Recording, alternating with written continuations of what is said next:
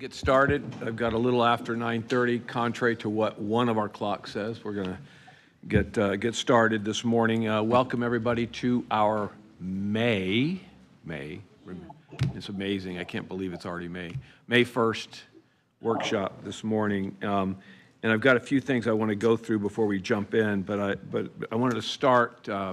We could just all stand for a moment of silence for the Jose Castro, who passed this week with the accident on the ferry and the boat, and to his family as well, please. Thank you.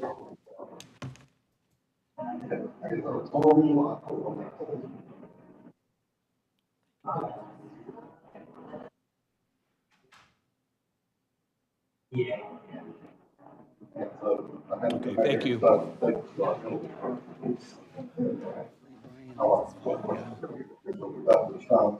Hey, Brian, are you gonna yes. Get, I don't know if it's you that's got the noise behind you or somebody.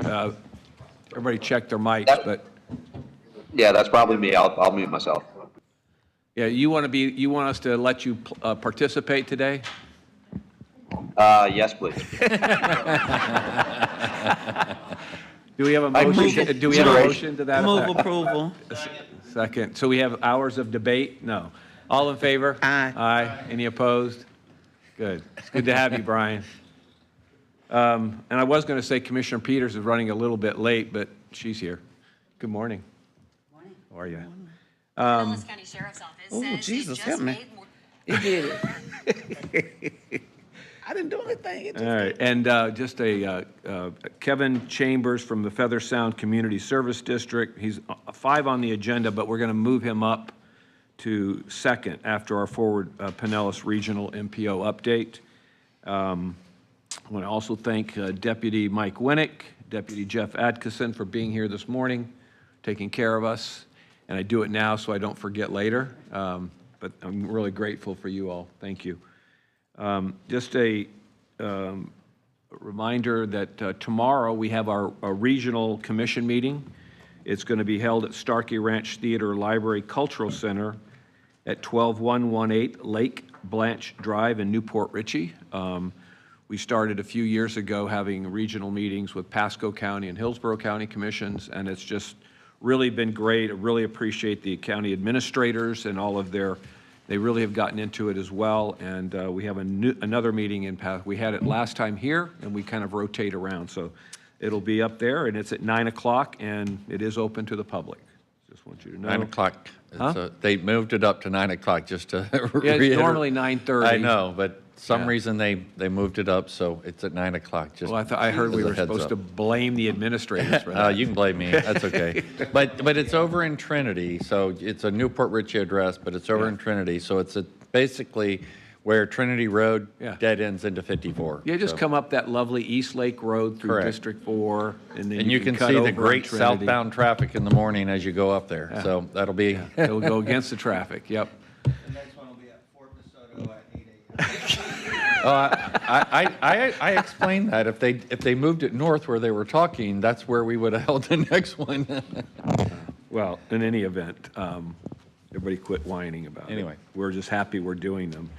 And then I also just wanted to take the opportunity to say yesterday, the Employee Appreciation Day was just really great. And all the folks, Della and everybody who set it up and got it all put together, was just a really fabulous day. The weather cooperated.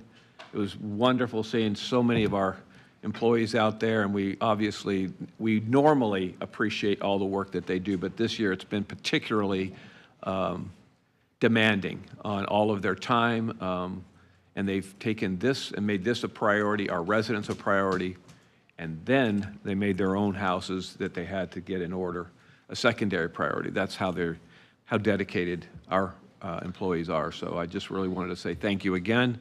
Great day yesterday. And with that said, we'll go ahead with the first item on the agenda, which is Forward Pinellas Regional MPO update. Whit, come on up.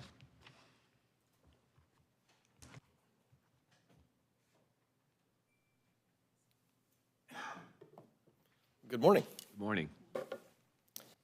I'm Whit Blanton with Forward Pinellas, and I'd like to just take a few moments to update you on the progress we're making on a regional transportation planning organization for the Tampa Bay area, which is, in this case, it's Pasco, Hillsborough, and Pinellas County. I have a PowerPoint presentation I can walk you through. This is identical to the presentation I gave back on January 17th at the last Tri-County BCC meeting. But it might be instructive just to set a little context. So we are, Ford Pinellas is two legal agencies. One of our agencies is the Pinellas Planning Council that provides countywide land use planning for all 25 local governments. The other legal entity is the Metropolitan Planning Organization, sometimes referred to as Transportation Planning Organizations, MTPO, MPO, TPO. There's a lot of acronyms in our profession. What MPOs are designed to do is to be that local voice, that regional voice, to provide transportation spending priorities for the state and federal government.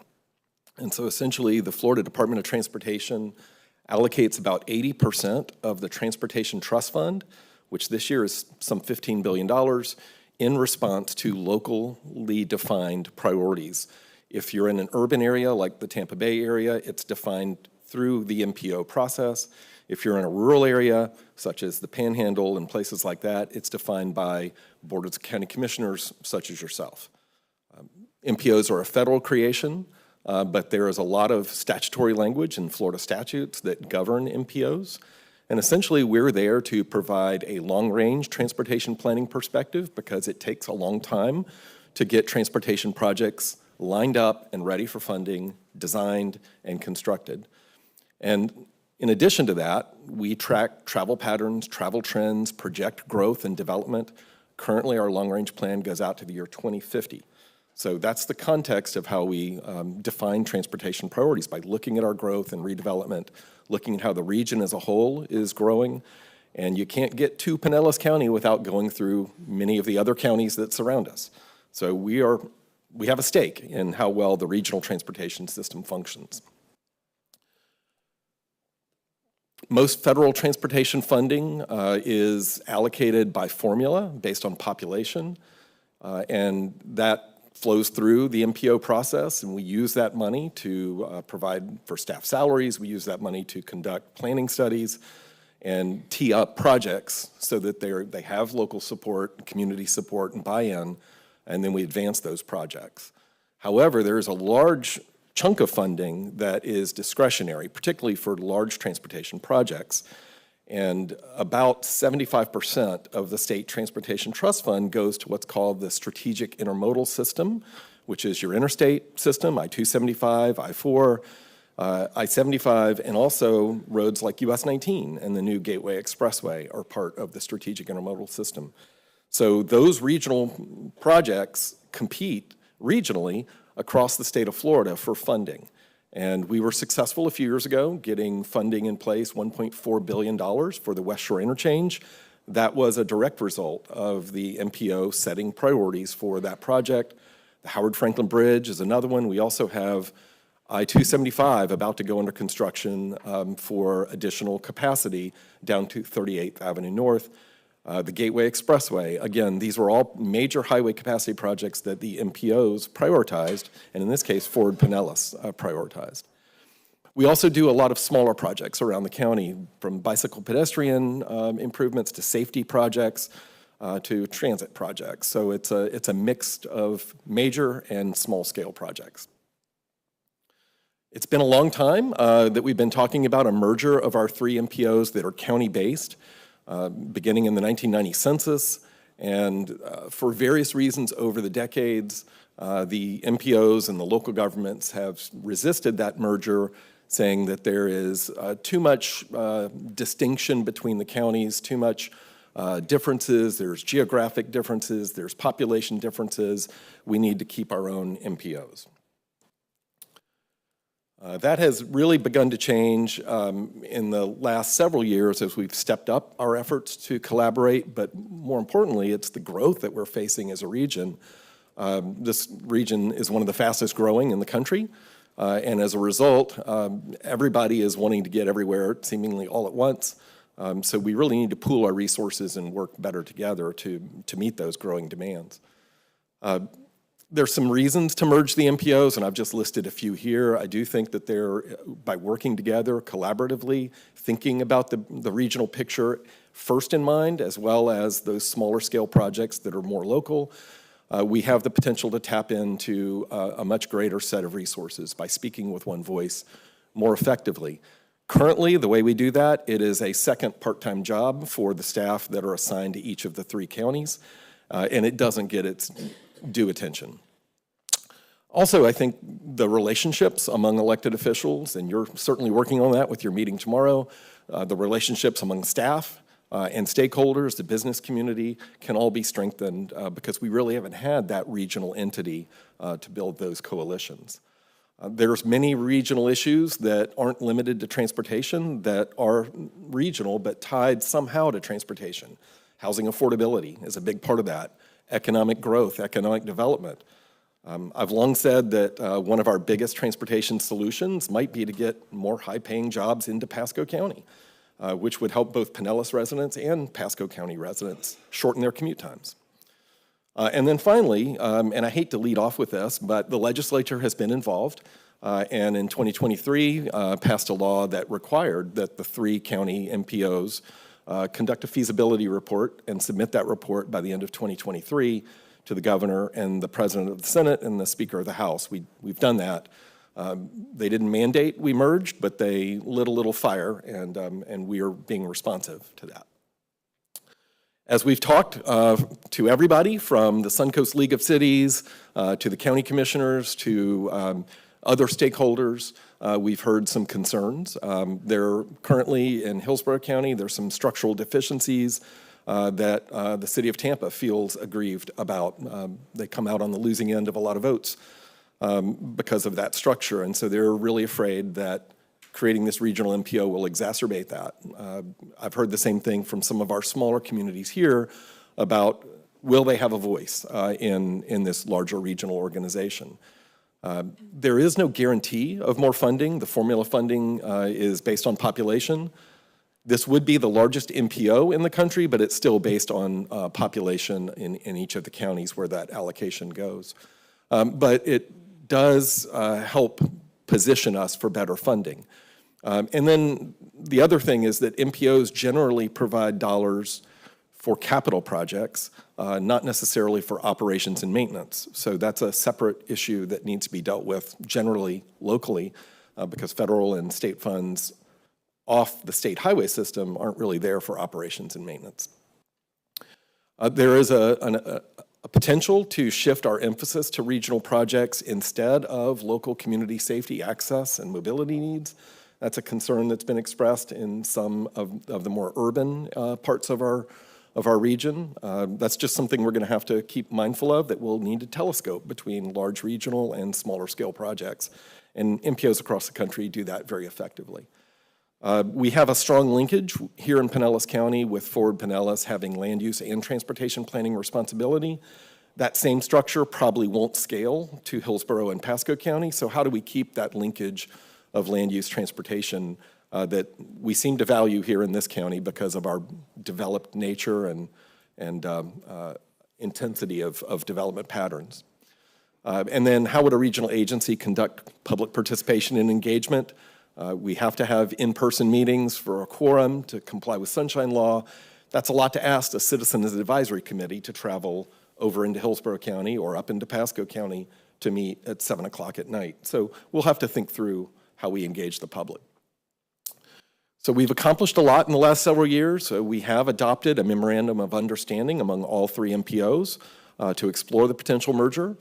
That came first, and then we submitted that feasibility report at the end of 2023 that I mentioned. That's available on the Suncoast Transportation Planning Organization website. It identified costs, it identified the benefits, it identified potential avenues for how this could be created, and it identified questions we'll need to answer. We've reached consensus, I believe, on the governing board structure of limiting it to 25 members. I say limiting it, that's a lot, but the thought was that that would best reflect the diversity of our region across the 3 counties. 23 of those seats would go to elected officials, with 2 seats reserved for the Hillsborough County Aviation Authority and the Tampa Port Authority because they are fundamentally regional entities. The transportation operators, such as Pinellas Suncoast Transit Authority, right now they have a voting seat on the Ford Pinellas Board. Under this new structure, they would be a non-voting advisor, such as the Florida Department of Transportation is currently. And then we need to figure out the small city representation. I'll just point you to in Orlando, where they have a 3-county MPO. They have a local elected official advisory committee, and one of their members is appointed to serve as a voting member of the board, and they represent the smaller cities under 50,000 population. So what I heard from the Suncoast League of Cities in particular was, because they represent a lot of our beach communities and smaller communities, is that we just need a structural mechanism where we can have a voice. And they didn't have a specific request, but have that where it's sort of built into the structure. Not only have we approved a scope of services for a management and legal consultant, we have gone through the RFP procurement process to identify a short list and interview and select a consultant. And that recommendation will be coming to the TMA Leadership Group, which is the Transportation Management Area Leadership Group, at the May 23rd meeting, and then it will be recommended for approval to the Hillsborough TPO Board in June. So come July, we expect to be underway with our consultant. And the next slide next couple of slides addresses what that consultant activity will consist of.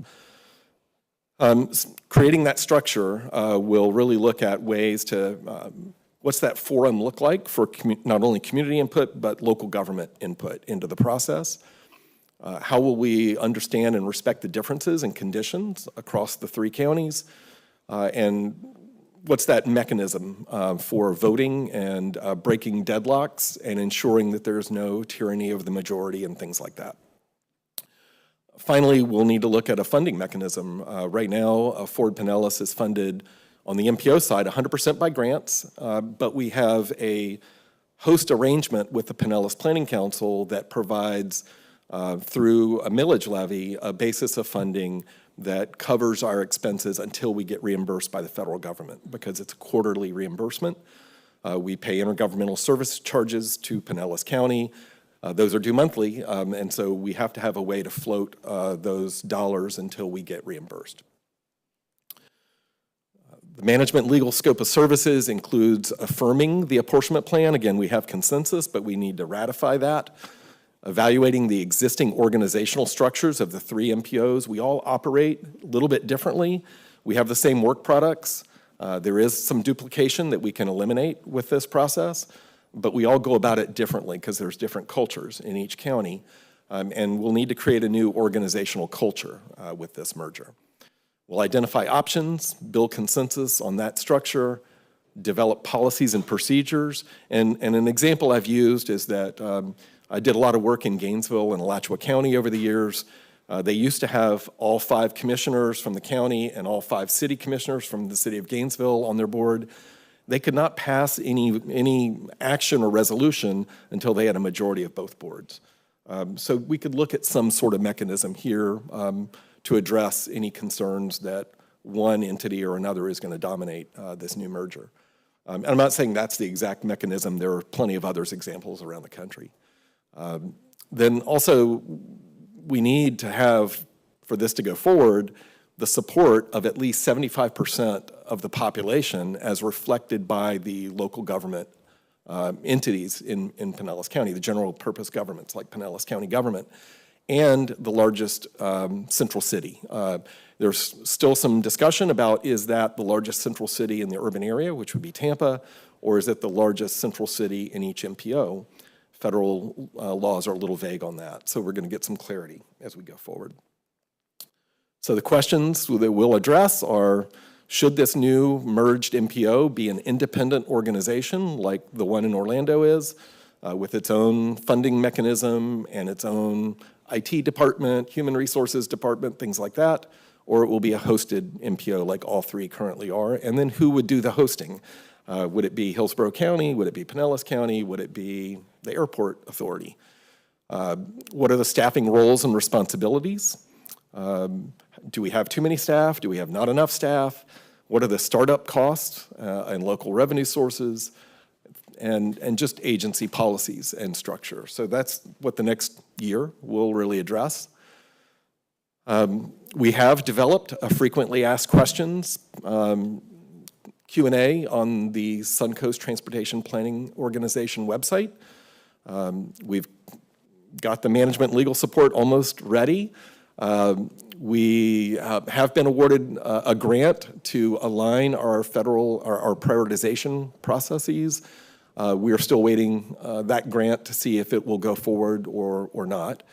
And then we are continuing to engage with the City of Tampa and the Tampa Bay Partnership on something they call the Regional Infrastructure Accelerator Project, which is an innovative financing mechanism to undertake large-scale transportation projects. Could be transit, could be highways. So that's ongoing. That grant's been awarded. And then obviously we will need to keep the legislative delegation apprised because they have a keen interest in this, and I have been briefing those delegation members. And then we'll continue to meet with our local governments and other partners as questions and this process arises.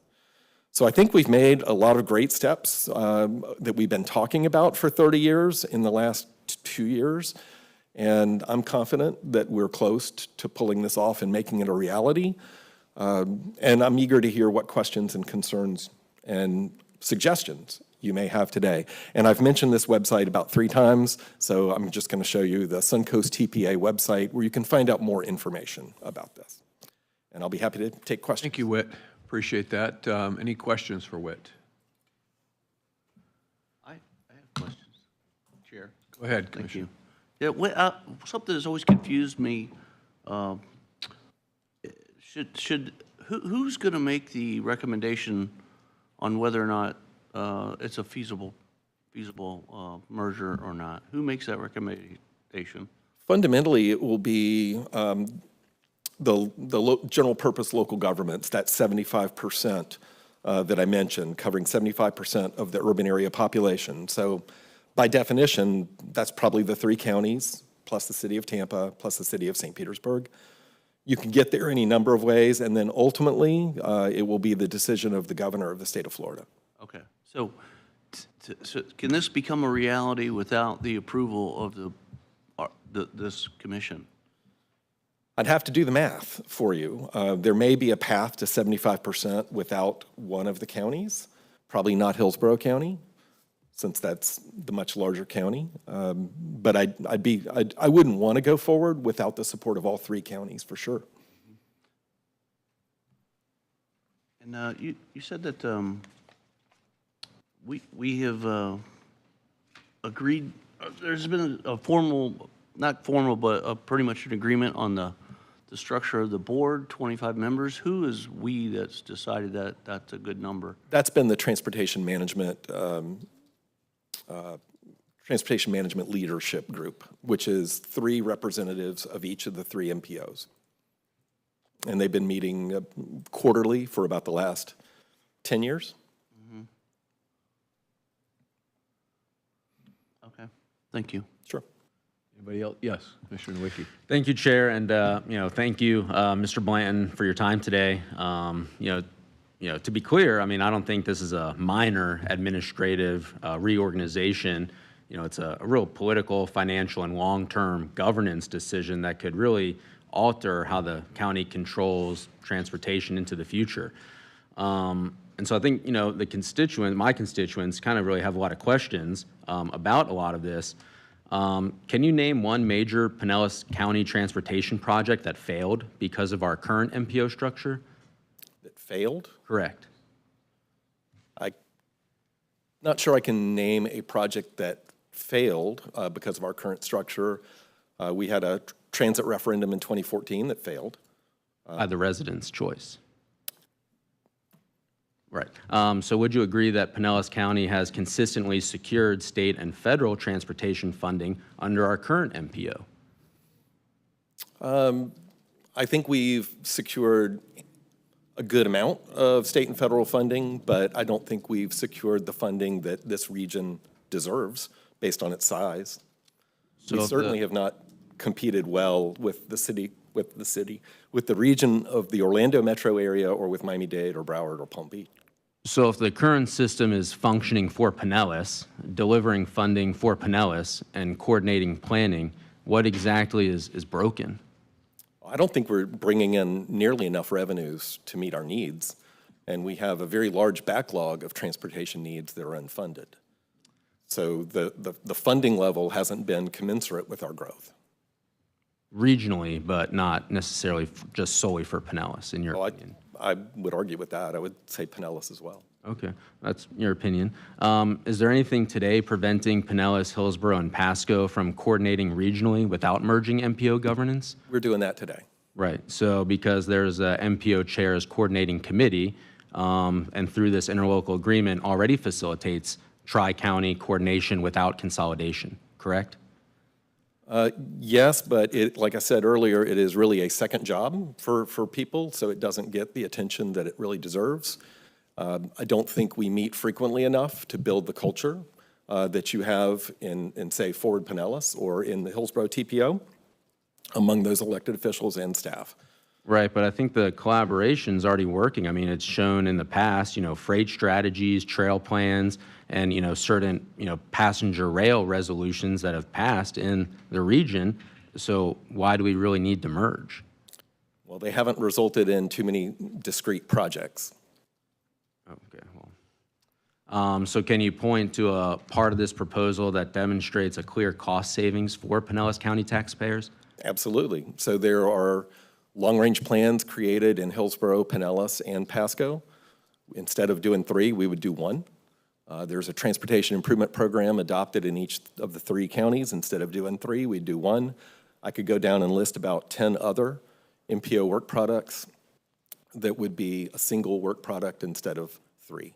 So would the residents of Pinellas keep funding the current MPO with the millage that's already being levied, but then ask to contribute more to fund this new merger? No, the millage does not go to the MPO. Okay. Can you cite any statute, FDOT policy, or federal formula that guarantees Pinellas County will receive more funding under a merger?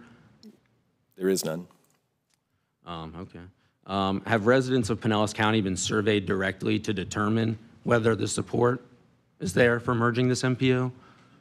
We've done a statistically valid survey of transportation needs, but not specifically asking the question of the merger at this So we haven't had any public town halls or done one public survey specifically focused on explaining the risks and trade-offs of this merger to the residents? Those are planned for the next year. Okay. When I was at the Senate Transportation Committee in February, I believe, might have been January, Senator Jay Collins offered to host a series of town hall meetings. And since he's a Hillsborough County representative, we thought that that would be good to do in each of the 3 counties. So would you support, granting Pinellas County, would an idea of a legal veto of any future board decision by the merger? I think that would be in violation of federal law.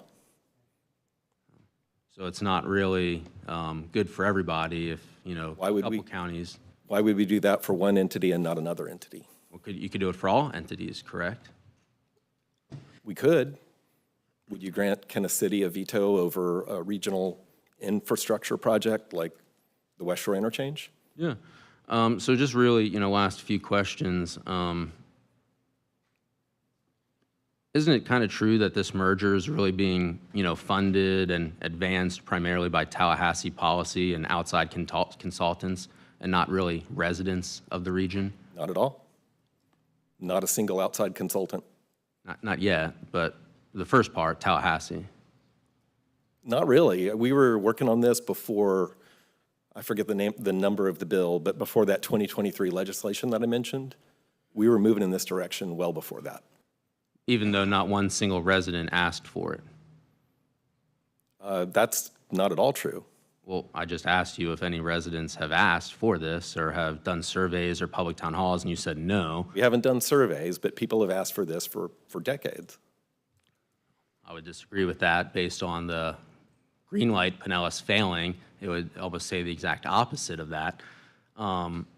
Would you agree, I mean, that there's a real pressure to consolidate MPOs is really being pushed from the top down, really? I mean, not the bottom up. I mean, what data today could you show us that there's support for this from the residents?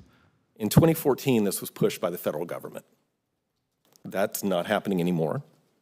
It's being reinforced by some of our legislative delegation members in Tallahassee, so there is an impetus there, and the governor, since 1990, and we've had a lot of different governors, has pushed for this to happen. So I'll acknowledge that there's been some top-down pressure for this to happen, but there's also been some grassroots efforts to push for this from our business community, our chambers of commerce, many of our local governments who represent the voice of the people.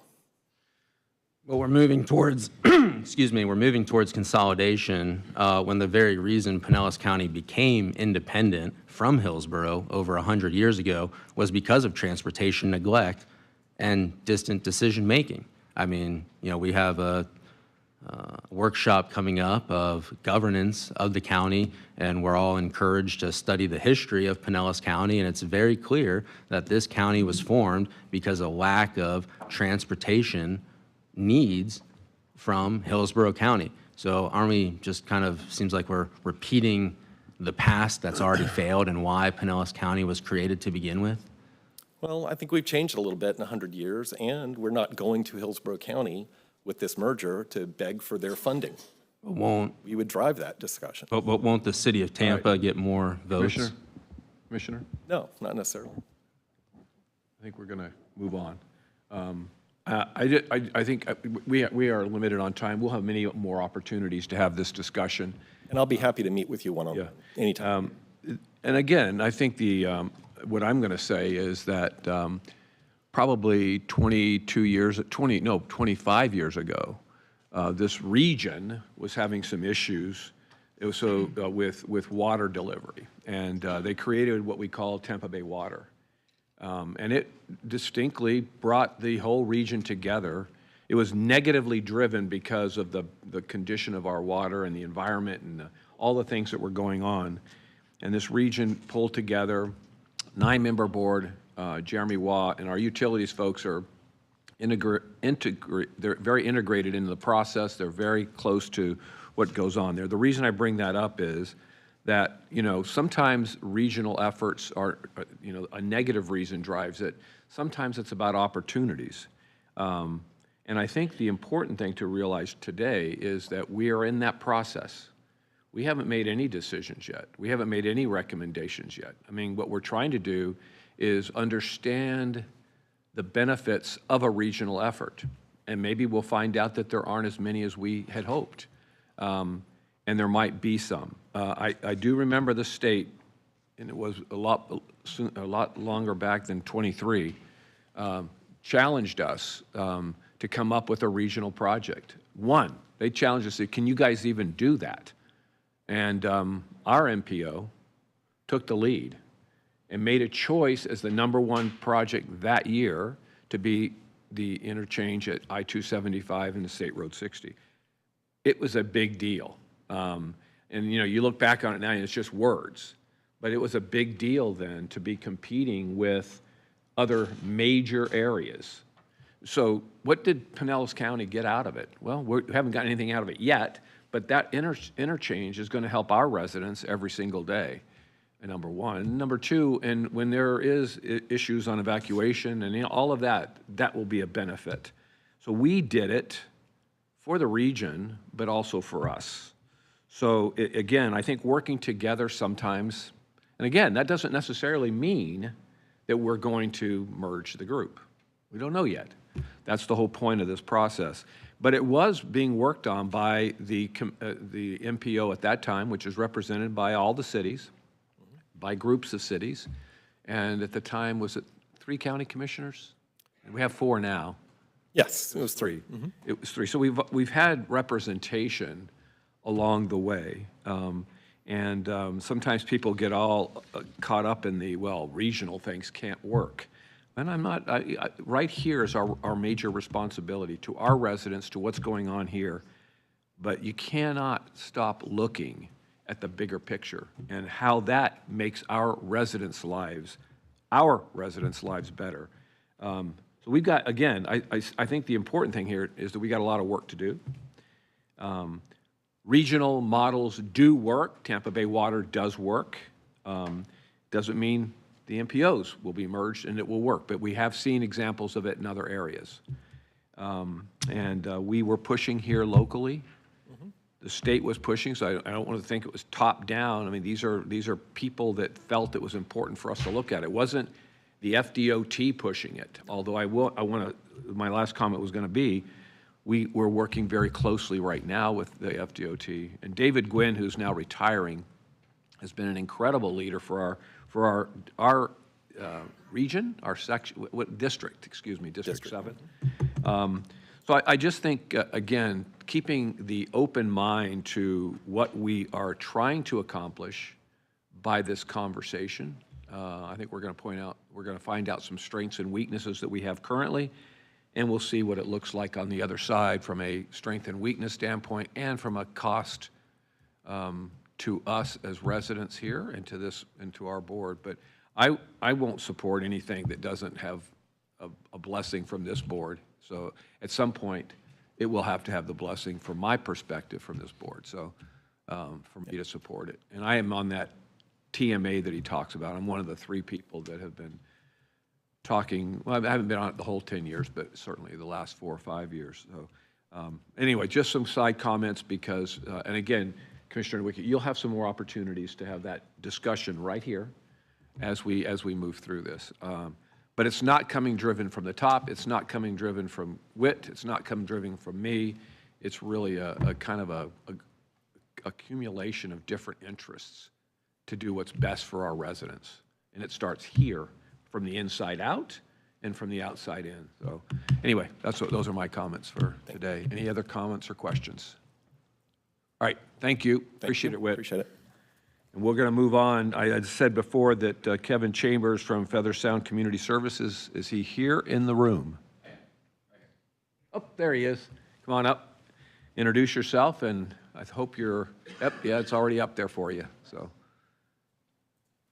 there you go. Welcome. Thank you. I appreciate the schedule change. Thank you.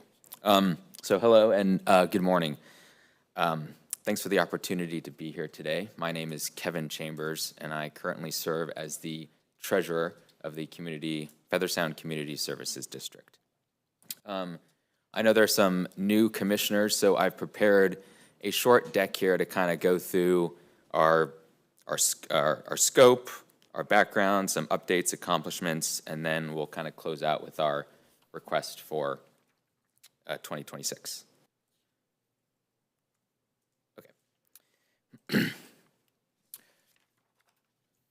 So we are a special taxing district created by a vote of the residents of Feather Sound.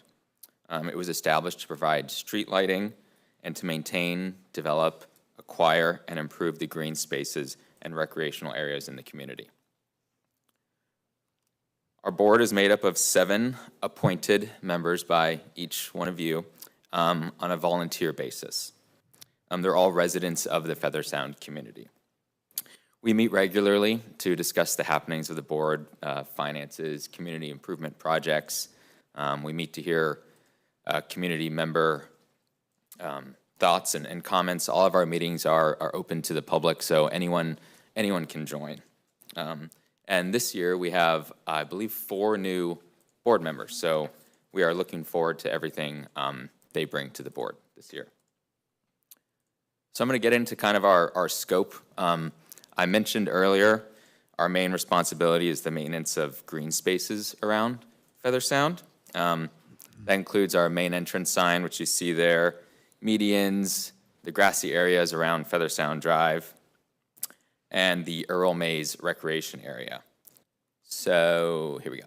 Within that Earl Mays Rec area, we've got a basketball court, a soccer field, or really a multi-purpose field. People play baseball out there. It's just a big open field. It does have a backstop for baseballs, though, and some soccer nets out there.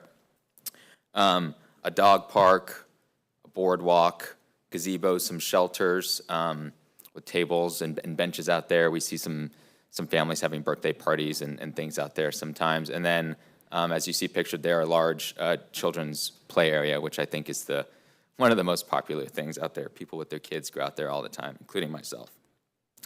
It's super well utilized, and the residents really love it. So one of the other things that we do is provide street lighting for the community. And so we lease and pay electricity to fulfill that obligation around the neighborhood. So really that, in a quick nutshell, is our scope. It is well-defined and limited, but that is what we do, and we operate within those barriers. So now I'm going to go into a little bit of history, some community improvement projects, and some things we have kind of in the works. Some of you may recognize some of these projects or be familiar with them, as I've spoken about them in the past. And then for those that are new, you'll get to kind of see some of the things we've done. So one of the main things we've done is the main entrance sign. It's there off of Ulmerton Road.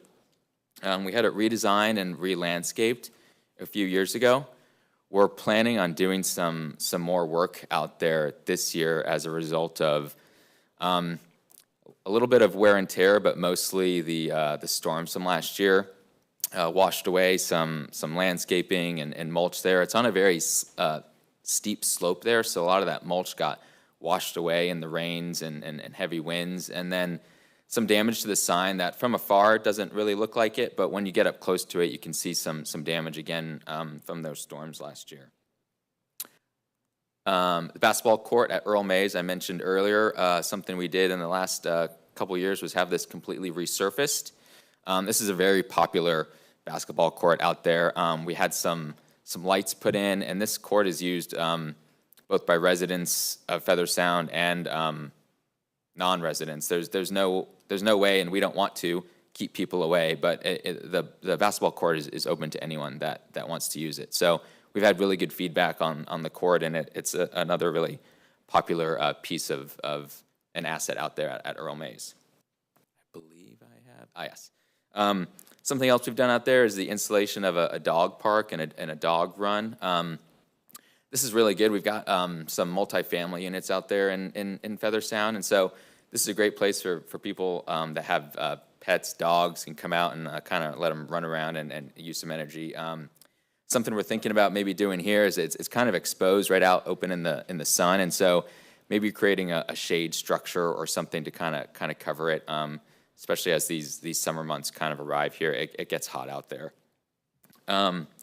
Some things that I don't have here in the deck, but something else that we're working on is the installation of a pickleball court. I think I probably spoke about this last year as well. We spent a good amount of money there on engineering and site design, but there's no tangible asset yet. We haven't broken ground or begun building anything there yet. It's not on the back burner, but I say it's kind of taking a little bit of a back seat to kind of some of the more, I'll call them pressing landscaping matters, like the front entrance sign and medians that are there in Feather Sound. I think we have about 5 or 6 medians around Feather Sound Drive. They get a lot of visibility, and people have a lot of good opinions on them. And so people like to see those looking good, kind of give a good view of the community. So pickleball is something that we're still very much interested in. I think the majority of the board supports it, but given kind of the constraints of building out there at Earl Mays, it's over in the wetlands. I know when we built the playground and the basketball court, when they were first put in, I believe even the Army Corps of Engineers had to come out and kind of do some survey out there. There's some wetland delineation that needs to be put out there. So there's a lot more to it than just kind of throwing some concrete on the ground and painting some lines on it. I think if I do this, a request, okay. So our request for fiscal year 26 includes an increase from prior year, but no millage change request. This will allow us to increase the increase maintenance costs, utility costs, tackle the landscaping projects that need attention, and definitely to continue our pickleball project. Our request trends with the projected property tax revenues, and even though it is an increase from last year, does not warrant the need for a millage increase from its current level.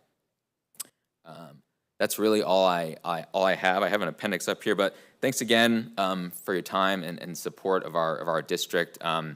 Really appreciate it. We're excited about the year ahead, and I'm happy to try to take any questions and try to answer them as best I can.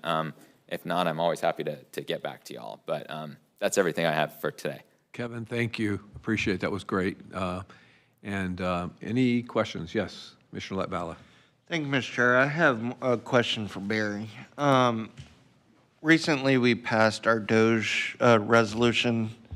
Has the governor's office indicated how they are going to be treating our special taxing districts, our MSTUs? We really don't have any guidance on that. So we they sent us a whole list of contracts and things for us. They didn't specify by entity, so we gave them what we could come up with electronically and easily accessible.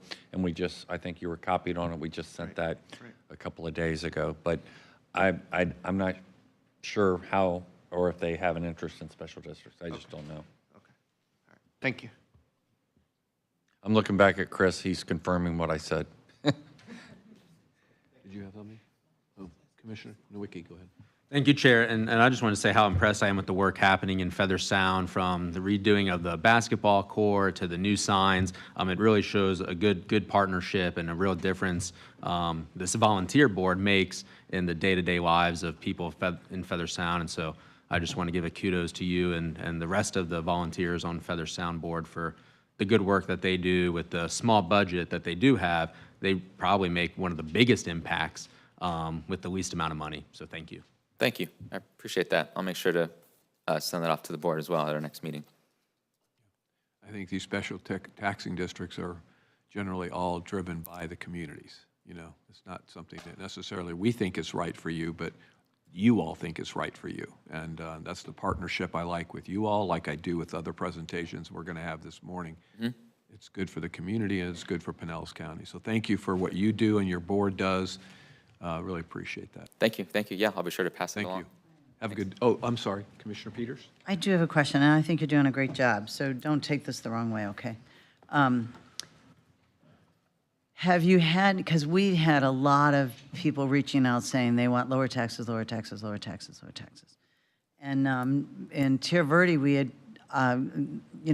told them that this could be an option they could do, and they were adamantly opposed because they don't want to pay any more taxes. Absolutely. So we're hearing that a lot. Mm-hmm.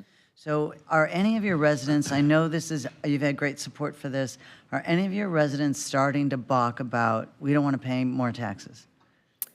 I have not heard. So they haven't come to you and said, we don't want to pay any more of this, the county should be doing this without us taxing ourselves? You haven't heard anything like that? We haven't had anyone come to meetings to kind of bring that up or say anything like that. So I'm not, it could be happening amongst residents, but nothing's been brought to the board level. Okay, and that's great. That's great. I was just curious because, it's different in every community. And if they're not coming to you saying, I don't want to pay this extra, then they're evidently happy. And I think this is a great model for every community. So great job. I think you're doing great. Thanks. Thank you. Thanks so much. Anybody else? Okay, thank you. Thanks. Appreciate it. Have a good day. All right, and we're going to move to East Lake Library and Recreation Services District Budget Update. Lois and Mark? However you all want to handle it.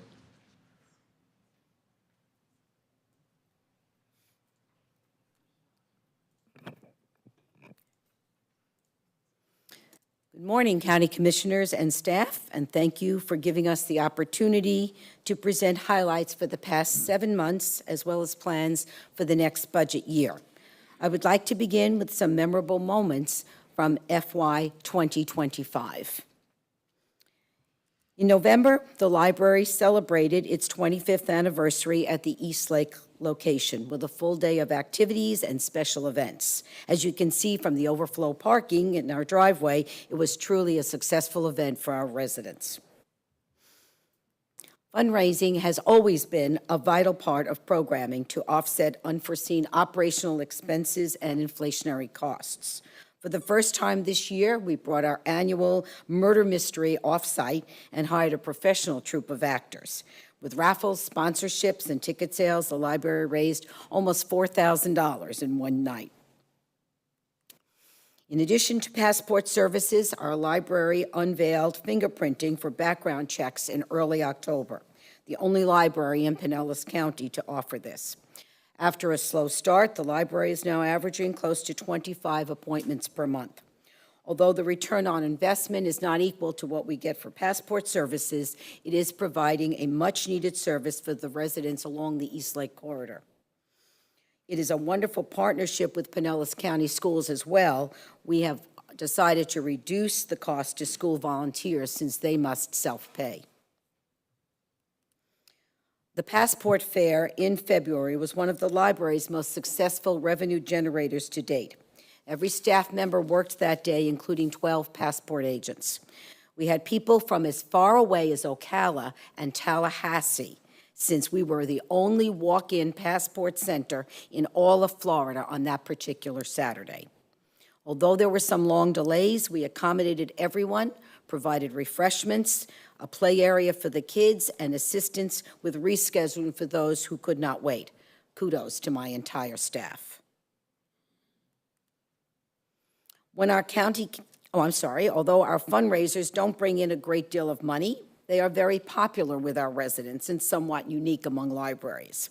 Being Italian, food is always an important part of my family, and it seems to bring our patrons to the library, whether it's homemade soup, free pie, or a lasagna cook-off.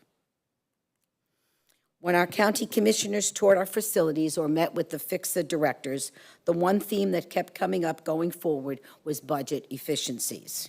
At East Lake Library, the administration worked towards achieving this end by restructuring staff positions and hiring a part-time facilities manager to handle vendors, service people, and make minor repairs, a much better return on investment in both cases.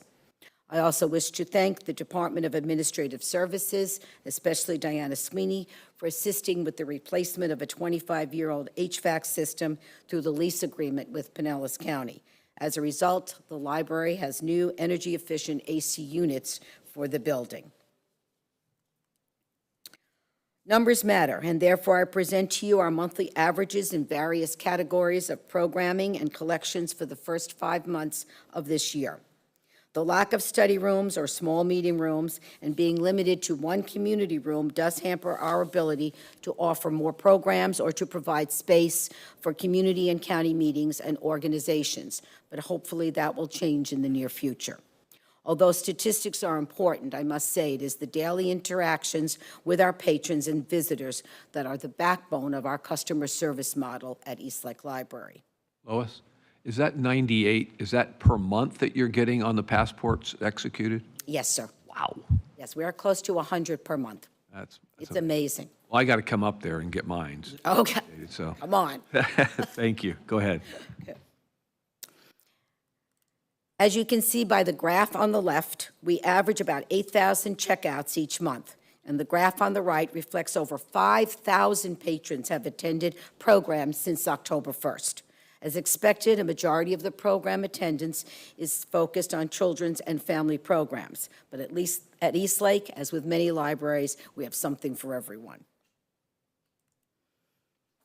Digital checkouts, downloadable books, audiobooks, and movies account for 30% of all checkouts.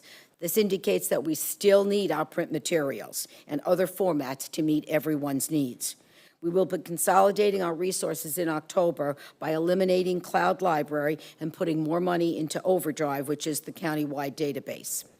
To attract more teens and young adults to our e-resources, we will be adding Comics Plus in the fall. The biggest issue facing librarians is trying to determine where to make the best use of funding, since downloadable books have become extremely expensive, averaging $70 a copy for bestsellers.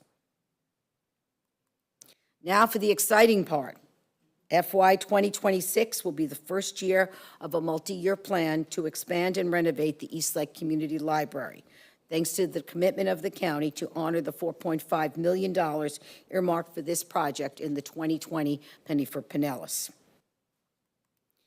However, it is important to lay the groundwork for a successful year with continued commitment to collaboration with the county, our FIXA partners, and the community as we look to raise funds, continue budget efficiencies, and find ways to offset inflation.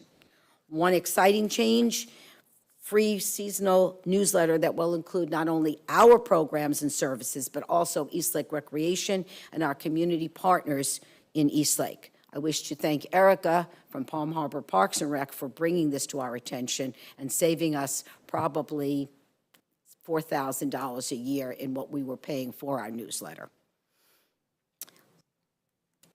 This page from the capital campaign case statement best supports the critical need for the expansion, the lack of space, and the necessary corrections and adjustments that must be made to keep our patrons and staff safe and secure in a welcoming environment.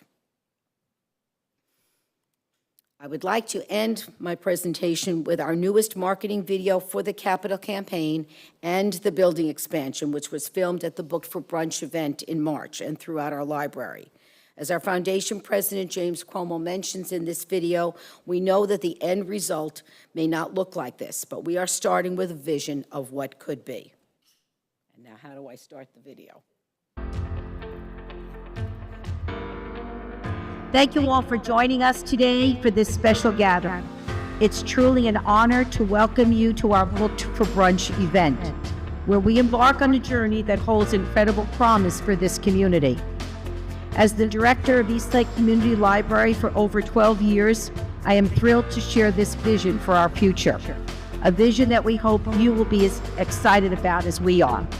Our library has always been more than a collection of books and resources. It is a beacon of knowledge, a hub of connections, and a place where dreams take flight. Thanks to the efforts of former State Senator Jack Latvala, a state library construction grant of $350,000 was designated for Eastlake in the spring of 1997. Throughout the years, he continued to support this library and helped again in 2018 with a $1 million state appropriation to expand the facilities to its present size.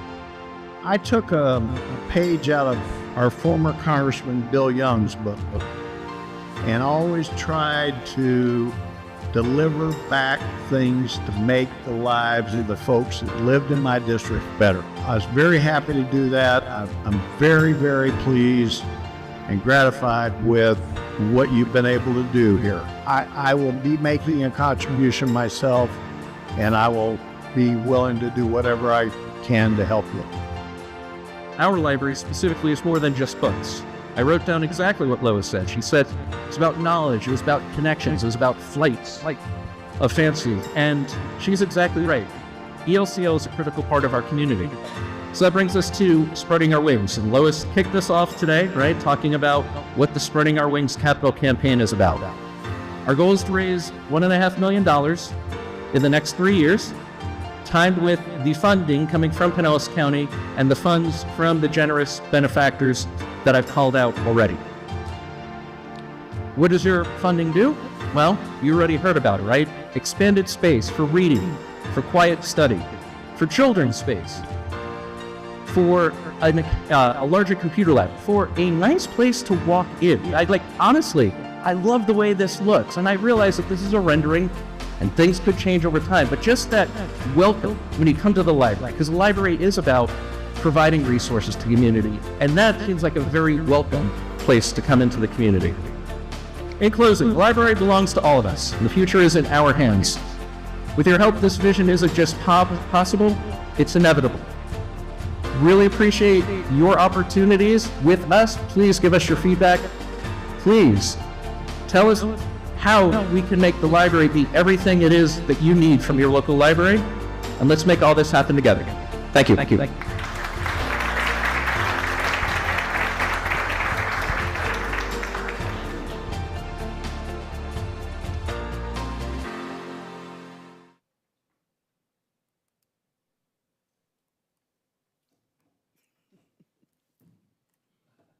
It's not advancing. Yeah. Oh, wait. Back one. What you have seen here this morning is not about me. It is about an amazing team of community members who also happen to be staff members and volunteers at Eastlake Community Library. I wish to thank them for all that they do and also acknowledge my library boards, FICSA, and of course you, the Board of County Commissioners, without whose continued support, we would not be able to do all that we do. Your input and guidance are always appreciated as we move forward into FY 2026. If you have any questions regarding our preliminary budget numbers and anticipated operational expenses for FY 2026, I do have those figures with me today and would be happy to answer any questions that you may have. Thank you very much for your time. Lois, nicely done. That was a very nice presentation, and I love the Nice video, huh? the video you had for us. It's really cool to be able to transmit, our residents' vision that they have through you guys into reality for themselves, because it's just such an important part of the community, and you guys are the community. We are simply stewards of this building. absolutely. It's their library. Yeah, so thank you to all of your employees that do that work every day. Do we have any questions for Lois? Yes, Commissioner Flowers. Thank you, Mr. Chair. Lois, thank you so much for all that you've been doing. I haven't been up there lately, but I've had a chance to come up and sit and have conversations with you, as well as the members of the board that could make the meeting, and just seeing what your needs are. I also want to commend you on what you have been able to do in continuing the electronic books. I know during COVID, because of the stipulations that were put in place, you were really trying to make that available, especially for seniors who couldn't get out. Yes. And I know that it's really expensive to, pull down, even for Kindles and stuff, but for those who may be homebound, that's a way for them to continue to connect and have that linkage for outside communities. I also want to applaud you, as I think others have already. It's real critical for persons who desire a passport or are using that for a secondary form of identification. You all did a wonderful, magnificent job. I got a couple of It has been emails. huge success. Yeah, I got a couple of emails just talking about how well things did run. So if you did have some snafus or whatever, everybody didn't know about it, which is what you want. If you have some issues, everybody don't see that you have them. You just kind of work them out. So thank you for that. And for your goal of 1.5 million for your complete expansion, do you mind sharing how close you are to that at this point? We have just kicked off the capital campaign. It is a 3-year campaign. So we are fortunate in that we have the foundation handling the capital campaign, and due to the generosity of several patrons who have passed on, left us in their will, there is, already an additional close to 1 million with the foundation. Okay, so we are, the big unknown, of course, is the inflationary costs as we go forward, with the increased costs in building materials and so on. Okay, but we have to start somewhere. Okay, right. And I mean, we have a wonderful start with the Penny for Pinellas money, with the money that the foundation has received, and anything else. I mean, we are trying to retrofit things that should have been done years ago, but it was not necessary at that time. For example, a fire suppression system. We do not have any fire suppression system in our building, so to retrofit it will be more expensive than if it was put in the beginning. We also have an issue of, because of the size of the property, we will be going up more than out, what the recommendations are, and as a result, something like an elevator and such is going to cost that much more. And then just the normal inflationary costs of building and construction. Thank you so much, and again, thank you for the work that you guys are doing. Thank you. And I'll be back up. Okay, you'll come visit, that's a promise. Thank you very much.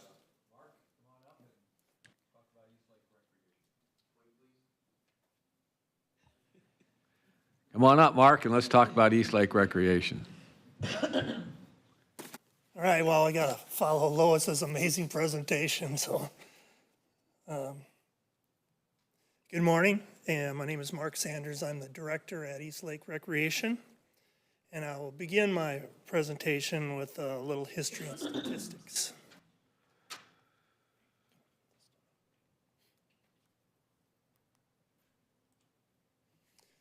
East Lake Recreation was created in October of 2014 for the purpose of providing recreational services to the growing community of East Lake.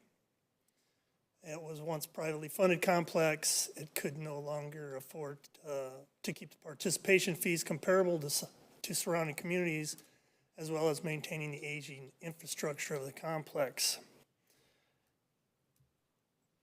The volunteer group running the organization at that time in the complex went to the county for help. They brought busloads of kids in their Little League uniforms and to one of these county commissioner workshops, meetings, and they were granted us to be the fourth member of the FIXA family.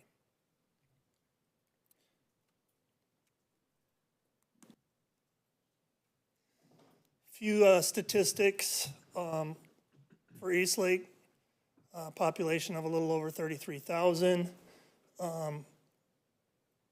East Lake is about 28.6 square miles.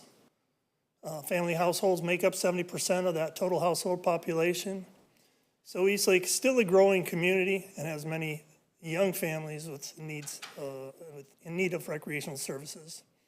And East Lake Recreation has the only field space in upper Pinellas County that would be available for those needs.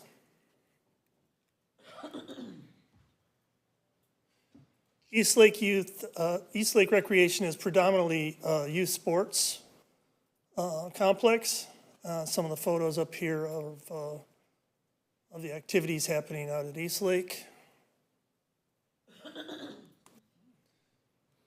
Here are some more photos of our kids in action.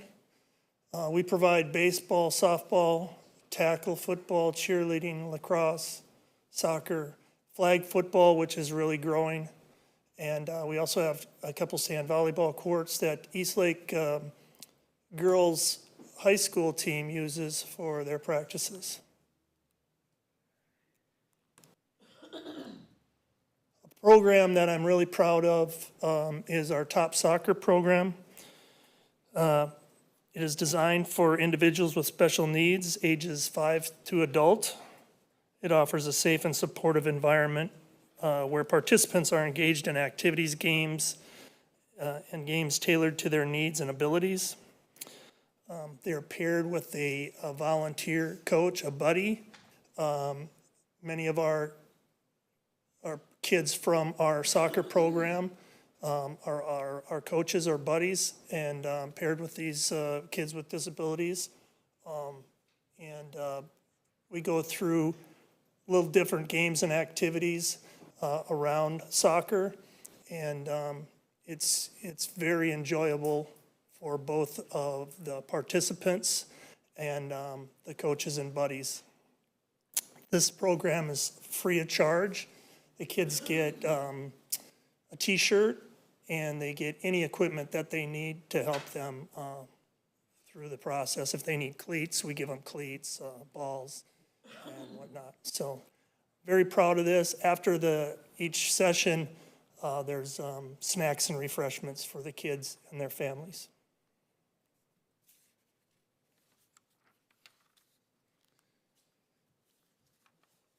Usage, our fields get used. Approximately 3,000 youth participate in organized sports at East Lake Recreation each year, and the yearly estimate of attendance to the facility is between 200,000 and 300,000. Over the years, with the help of the county, we've made several infrastructure improvements. A list of them that you can look at. To name a few of the big ones, we put a new irrigation system in at the main complex. We added all new LED field lighting at the main complex. A few of the MSTU projects were a new digital road sign, and we put in shade structures out at the meadows. 2 new baseball dugouts this year. So your dollars are being well spent. Mark? Yeah. On the, recreation doesn't get said unless you talk about like pickleball, for crying out loud. Now, I know there's a lot of tennis courts up in East Lake area. I'm assuming that most of that effort is being handled on those different courts, and you're not having a demand at your place for it. Well, I have had people send me a whole drawing for courts that I could put up there for pickleball. So yes, it's if in the future plans, which hopefully I'll get to here Okay. as we move along. Go ahead. Next slide. So with that being said, we still have glaring needs. And the 3 biggest is developing the Meadows complex, additional parking, and adding a community building with an office for me. As you all know, and it's well documented, I'm working out of a trailer with no restroom. So, and it's been that way for 10 years. I can't believe I've been here 10 years already. But hopefully we can remedy that in the near future. So to meet those needs, here's the proposed expansion area out at the Meadows area. And what we would like to do, I figure we would handle kill 2 birds with 1 stone by adding fields and parking out at the Meadows area, where we would move all of our soccer sports out to the Meadows area, which would free up space at the main complex. We would have extra field space or space for building and adding, as you talked about, Commissioner, maybe pickleball courts, tennis courts, some other things, as well as additional parking. So that would help a lot. We are, this is what it would look like. The area in the gray and the oval is our parking lot and our existing soccer fields. The green fields would be new fields, and then the orange area is additional parking.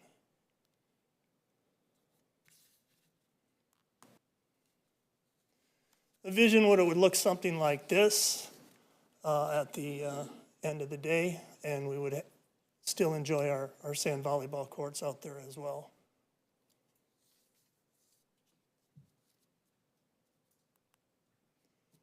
So in conclusion, East Lake Recreation is essential and important asset to the community. We offer quality sports programs. We strive to improve our facilities and offer the best experience for our users and visitors to our complex. And we really have the need to expand and develop more fields for North Pinellas County. And with the continued support of Pinellas County, we can improve and upgrade the complex and meet those growing needs of the residents of the East Lake community. Now, I don't know if this is going to work, but this is actually a video too. It doesn't look like it's going to play. Anyway, this is an aerial view. Yeah, there we go. Great. So this is an aerial view from a drone that is messing around with. So while this is playing, I'll ask if you have any questions. It's kind of a little herky-jerky in spots. This is our main complex you're looking at now. It's flying over the soccer facility. We have 3 main soccer fields at the main complex. And you're looking at field number 3 right there. As you're turning, it'll turn towards, oh, that was 2, this is 3. And then you'll see that our main baseball, senior baseball field is coming up. This was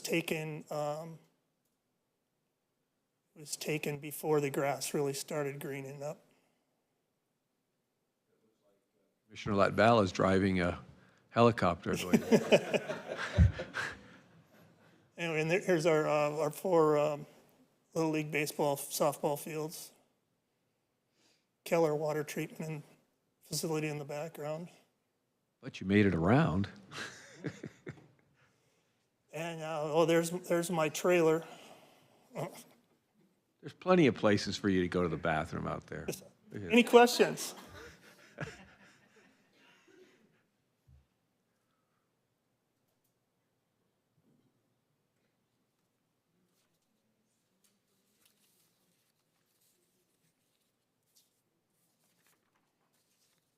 We're just going around again now. All right, no questions? Sure. Oh, Yeah, Commissioner Wiki, go Mr. ahead. Sanders, I just wanted to say, thanks again for everything that you do. One full-time employee, everything you're able to accomplish, working out of a trailer with a, IT? yeah, without even a restroom, you're able to accomplish a lot with your budget constraints and to the, baseball, softball, cheerleading, all those volunteers that, the committee that you oversee, all the hard work that they do. It's really a testament to how much you can accomplish by being efficient, and it's just a great job. So hats off to you, sir. Thank you. Appreciate it. Thank you very much. Thank you, Mark. Thank you. Appreciate it. All right, we're gonna skip over the Lake Tarpon and go west and hear from Palm Harbor Community Services first, and then we'll follow that up with the, well, I guess the library, however you guys are gonna do it, so. All right. That was not really a dig at them. Don't start, Eric. Is this thing on? Lois was very nice to you. I know, and I got to get that $50 bill to you right away. Good morning, everyone. I could probably present for 2 days on all the things we're doing up in Palm Harbor, but I won't bore you with that. As most of you know, even the newer commissioners that have spent some time with me, I'm very passionate about the job God's given me to do, and blessed to be here. I think this is my 15th budget presentation, but my first time with a clicker, so be forgiving. Decided to go a little bit historic. So back in the 80s, there was no Parks and Recreation in Palm Harbor, and some volunteers decided to operate out of a little tiny house down where the covered court is at Sunderman. It was a 4-bedroom, 2-bathroom. Our records were stored in a bathtub, real professional kind of organization. And then in 1985, the residents of Palm Harbor Special Taxing District said, you know what, we want the real deal. So we're gonna appeal and put it on the ballot, and we're gonna vote to tax ourselves, so we get some real professional services. And that's where we began, with just baseball, soccer. I don't even know if football was there in the 80s, it came on a little later. But boy, have we grown since that. We do a little bit more than baseball, soccer, and football now up in Palm Harbor. In 1999, the county awarded the senior center some penny money to build that building, and I believe at that point, Mr. Latvala was involved in this building as well. Not this Mr. Latvala, the senior Mr. Latvala, and was fortunate enough to provide senior services in Palm Harbor. Unfortunately, with the rising cost of things, even back in the 2000s, the free services and limited prices they could charge to seniors for card games and tax services and socials, the senior center was in trouble financially. And they approached the then director of Palm Harbor Parks and Recreation and said, hey, you get a millage rate, can we get married, basically? And so in 2003, the two organizations merged for a 1-year trial period to make sure neither department was gonna drain the other. Seniors were concerned we were coming in as youth and we were gonna take over senior programming. Youth was concerned they were gonna spend all their money on card games. And lo and behold, the 21 years later, after the 2004 merger became reality, we're still living together, offering many more programs than we did back in the early 2000s.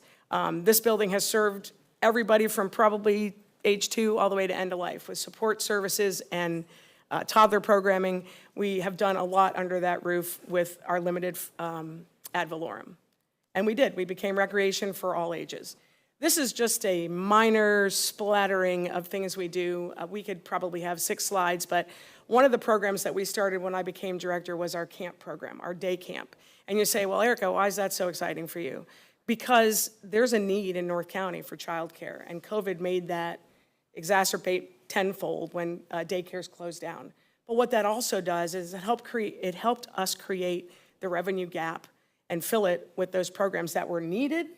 And we provide a tremendous service, and with the limited staff that we have year-round, I think it's 11 full-time employees and myself currently, and then the casual staff that we bring in, we provide care, education, safe, affordable summer experiences for thousands of kids.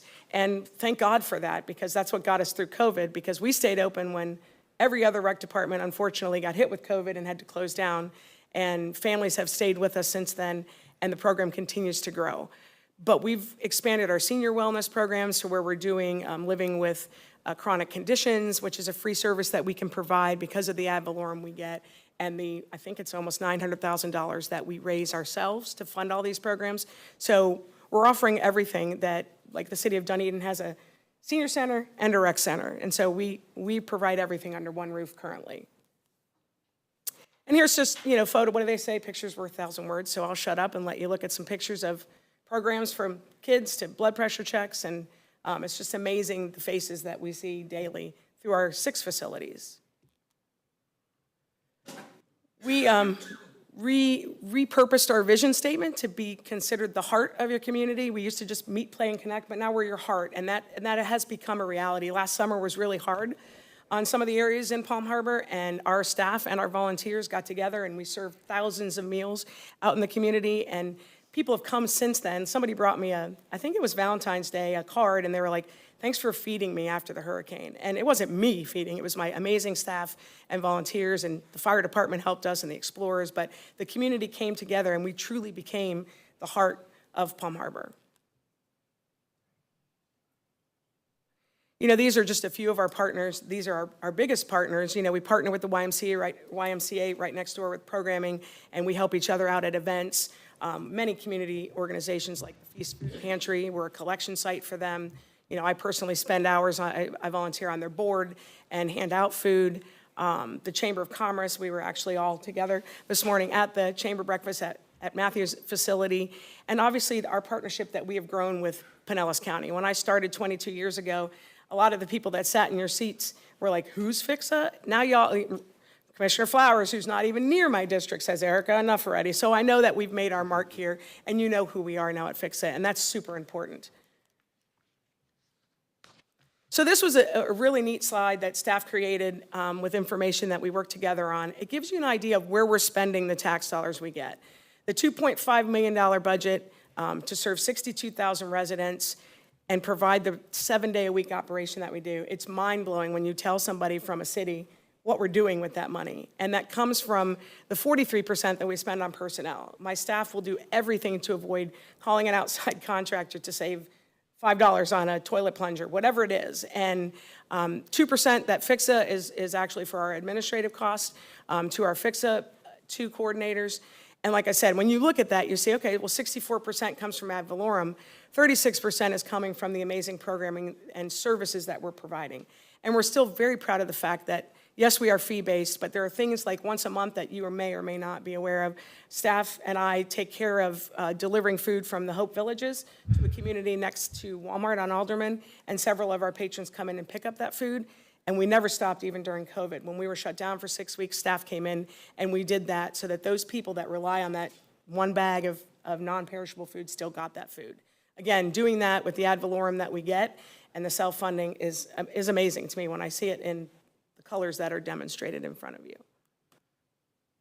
So here's the future, and we're very appreciative and grateful that after a long wait, this was approved in 2017. It's becoming a reality, and we have been working since 2017, much like Lois has just begun, saving money and making people aware of the capital expenditures that we're going to need to furnish this building when it becomes a reality.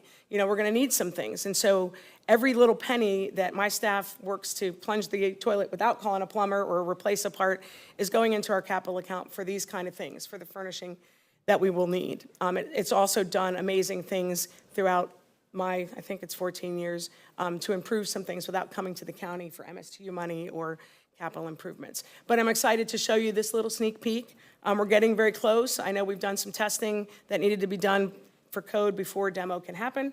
So appreciate all the hard work that your staff does day in and day out in every department to make our dreams become a reality. And then the last sneak peek I think I have is the exterior of the building. And what you're looking at is the current building is to your right, and then the new expansion would be to the left. Any questions? Any questions for I used the clicker all by myself. Good. Commissioner Wiki? Hey, great to see you, Erica, and hear from you. Do you know how much, you mentioned a capital account. Do you know how much you have in your capital account? I do. It's a little over $1 million. That's all. Thank you. Okay, no worries. Anybody else? Rotate. Okay, Matthew.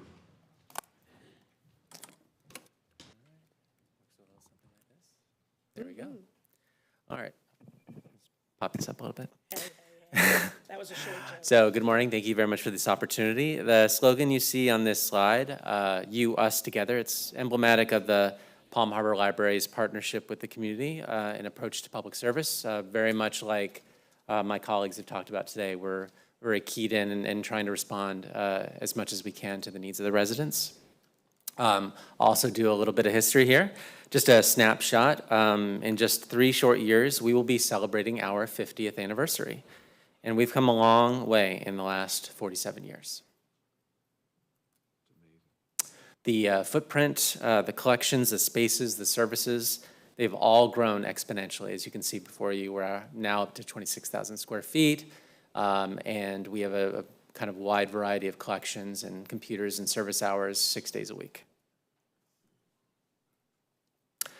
So Palm Harbor is a very vibrant place, a very creative and active and engaged place. Our mission is very reflective of that. We are actually halfway right now through our current strategic plan. We have 3 primary focus areas, and many of those objectives have been met to date. Taking a look at the stuff, the books and audiobooks, of course, are plentiful, but so too are our other circulating collections, such as the adaptive toys for kids with special needs. And as you're about to get from our Assistant Director, Kathy Wass, the Seed Library, it counterparts well with our monthly Master Gardener Talks that are hosted at PHL. And as several of you have seen in person, we also offer a variety of designated spaces for the different age groups and the different interests that we've seen in our community that we've responded to.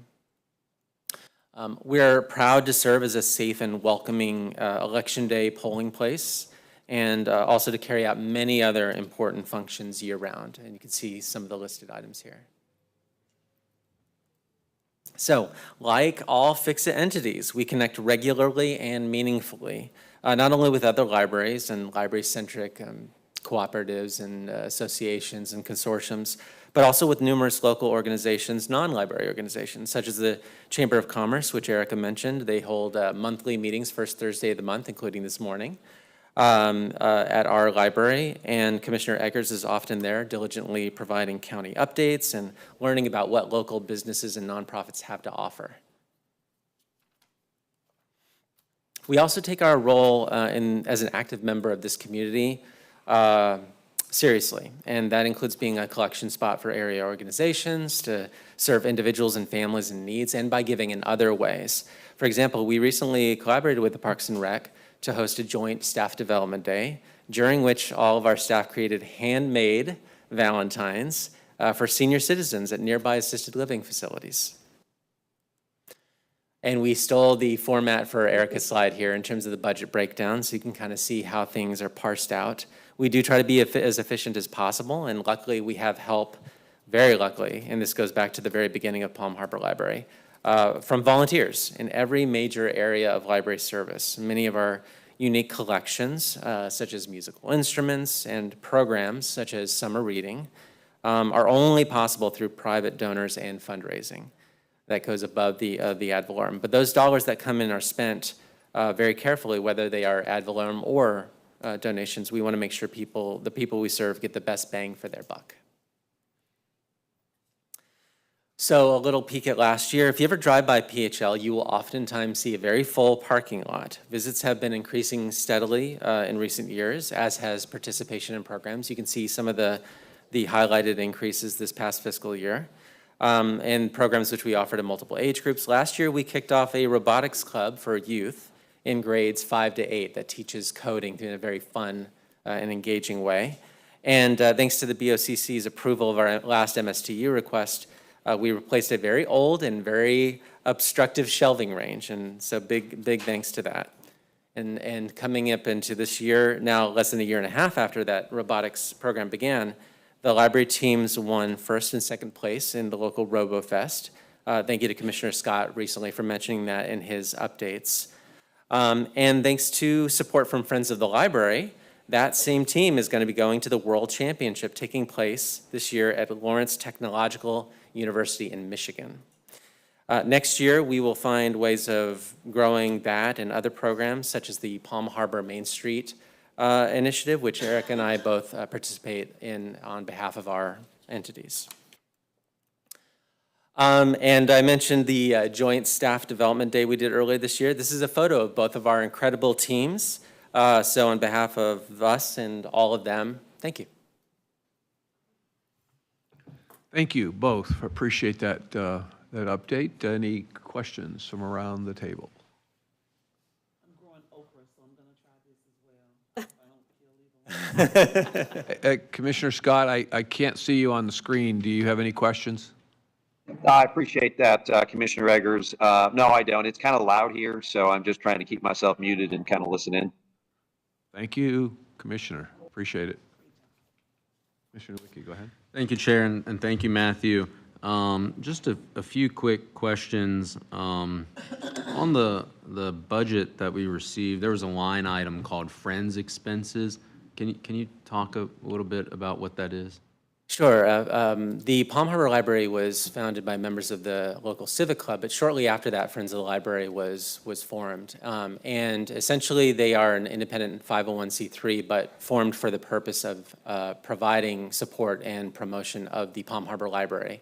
And one of the major ways they do that is by active fundraising through the bookstore. You mentioned Bernie's Bistro after you came to visit our library. That's located in that Friends of the Library bookstore.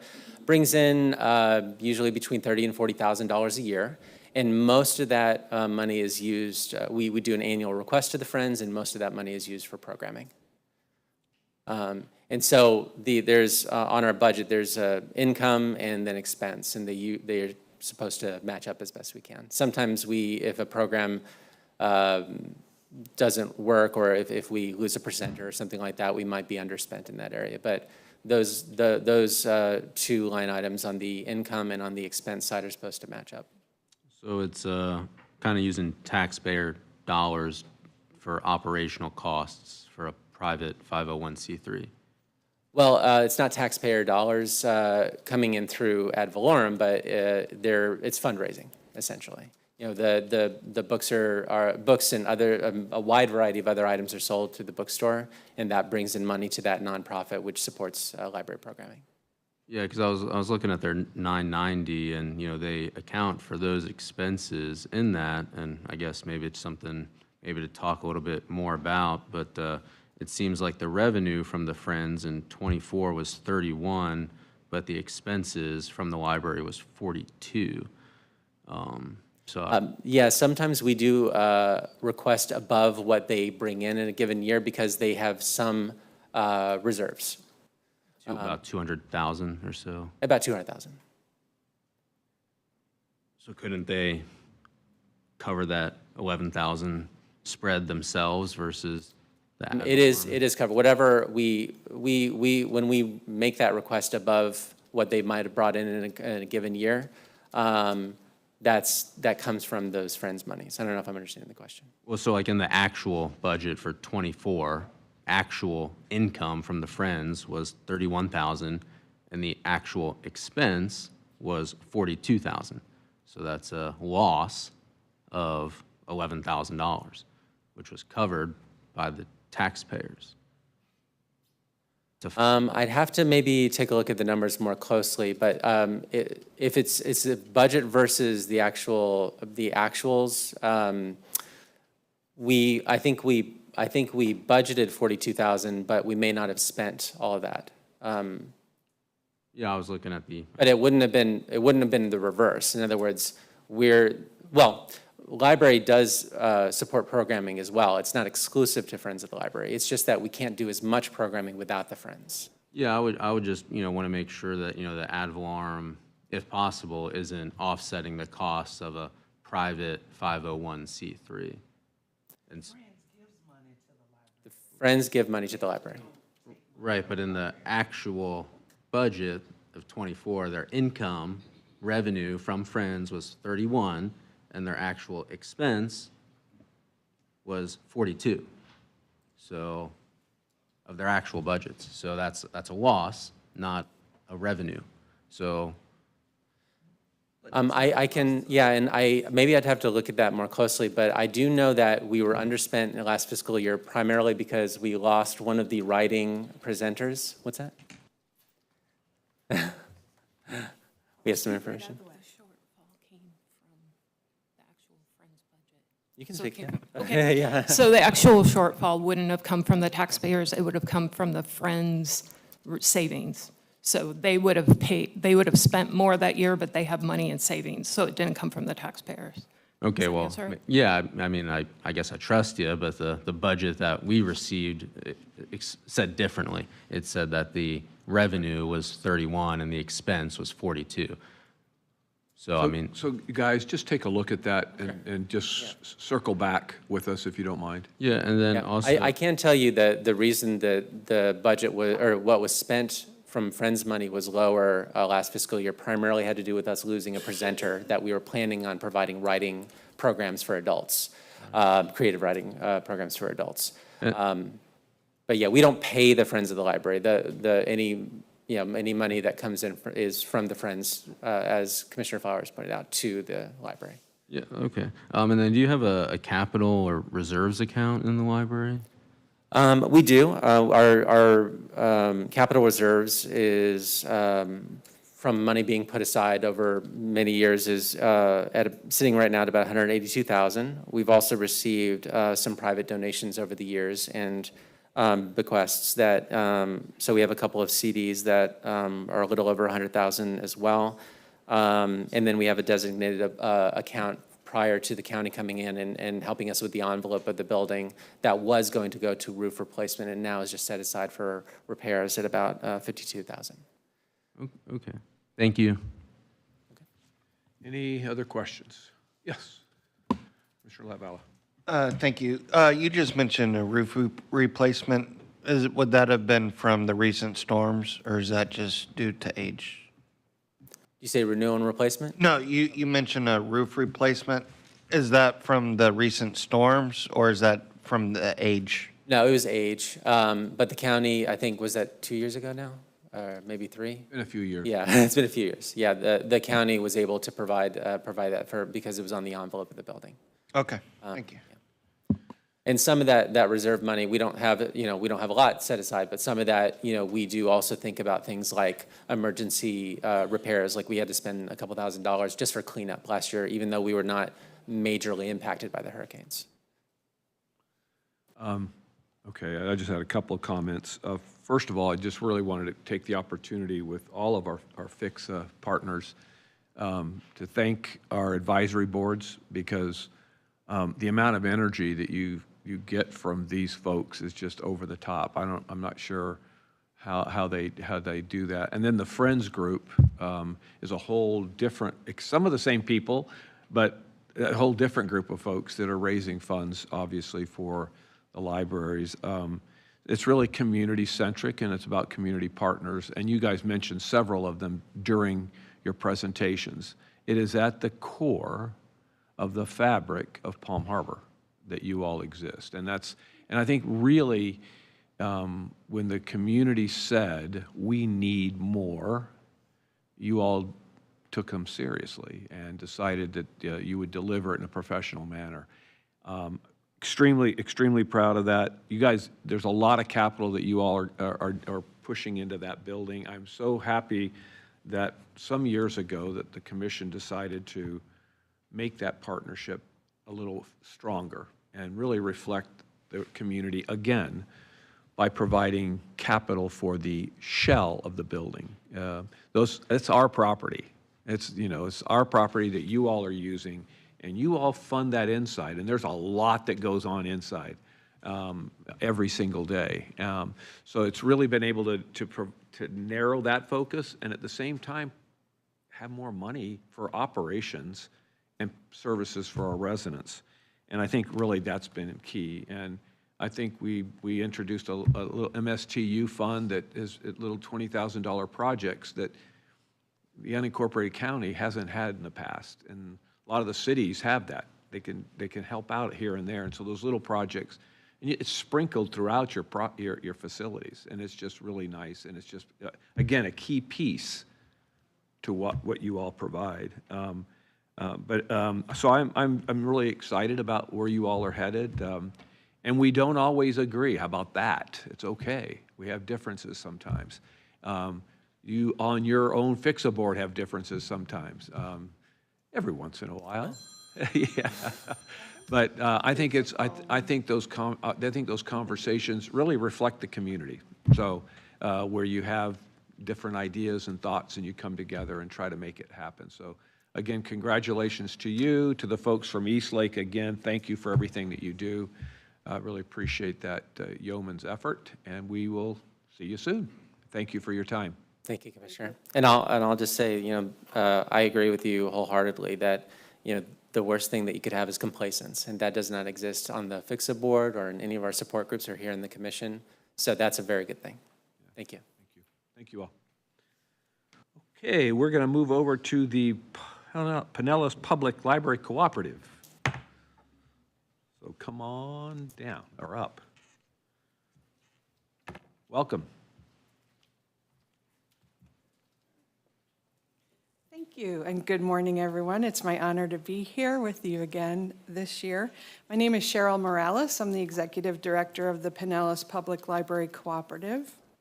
PPLC was created in 1989-1990 by the County Commission so that unincorporated residents of Pinellas County could use any one of the municipal libraries in the county.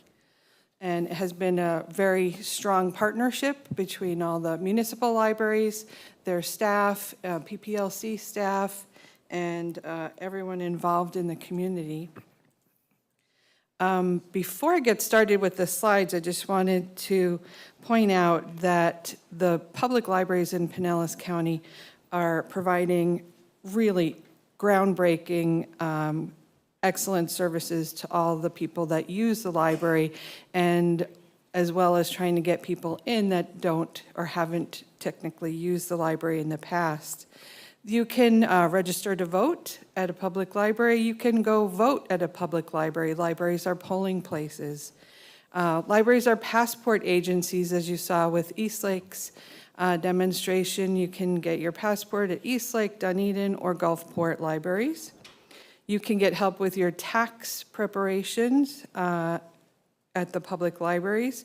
You can borrow power washers and drills and cake pans, Wi-Fi hotspots, and the list goes on forever. You can learn to play a musical instrument, and you can borrow a variety of musical instruments.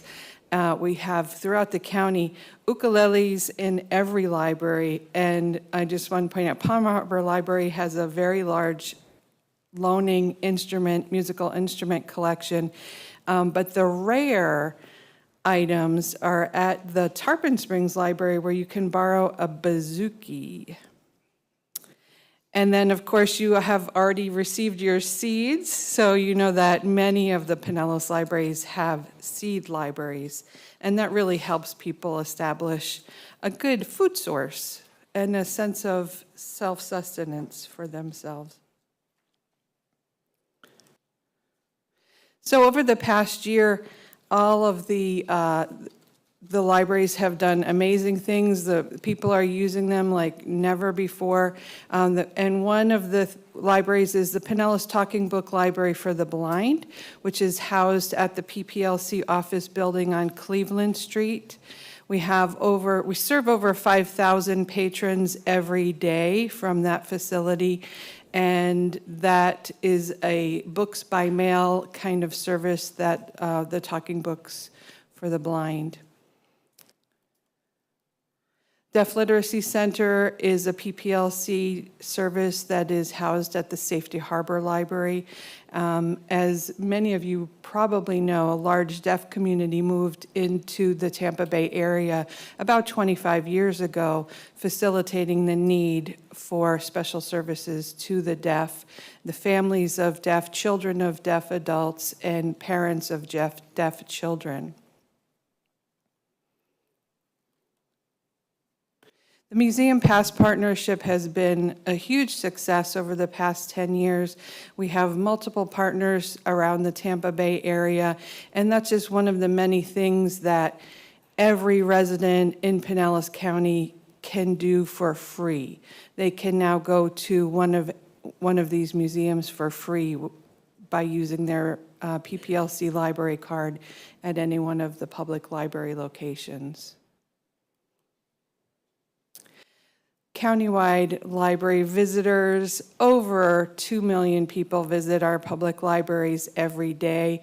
We have close to 500,000 registered borrowers, and you know the population of Pinellas County is almost 1 million. So to have half of the population using the library on a regular basis is pretty amazing. And we have recently rolled out a service where people can do their registration online without going into a public library to get it initiated. They do need to show up within 2 weeks of registering online to get their physical library card, but they can start using libraries right away. Countywide programs and activities have been amazing. The in-person classes and events, 13,000 events, classes and events across all the 27 library locations, which includes the Lealman Exchange, and then 250,000 attendees. We're doing less virtual classes and events and more in-person as the shift from COVID has gone, up and down, with about 5,000 people attending virtual events. And I'm so happy to be here, and I'm so happy to have your questions today if there's anything that I didn't cover. And I just wanted to thank you very much for maintaining the millage rate at the rate that it is right now. I'm sure you see the news, you hear the news, and you know that 100% of federal funding for public libraries has recently been cut. The state funding is in question right now as they're still in budget talks. We don't know what it's going to look like for next year, so we really appreciate your support. Thank you. Thank you. Appreciate that update. And I know that it's always been a great group, yourself and the board that you work with to tackle some of those testy issues. I remember a few years back on late fees, the East Lake and Palm Harbor folks and me, old timer here, like, of course you charge people if they're late. And of course that's changed across the country, and you brought East Lake and Palm Harbor kicking and screaming, and me kicking and screaming across the finish line, I guess. So I appreciate that. How's that going, just as an aside? How's that part of the encouragement to get product back on a timely basis going? It's been going really well. There has been no problems reported by any of the libraries, including Palm Harbor and East Lake, about getting their materials back. Okay. All right, great. That's awesome. Thank you. I guess we can all still learn, so I appreciate that. Anybody have any questions for Cheryl? Yes, Vince, go ahead. Thank you, Chair. Cheryl, could you kind of explain I think that was kind of like omitted a little bit in the presentation, like the core purpose of the library cooperative? The core purpose is so that unincorporated residents can use a public library for free. And not for free, I understand that it is a tax on their property tax, but the average family pays about $35, $40 a year. If before the PPLC was created, people that did not live in a municipality that supported a public library would have to pay $100 a year per person to have a library card. So the unincorporated residents voted to tax themselves, just like in Feather Sound, Palm Harbor, and East Lake.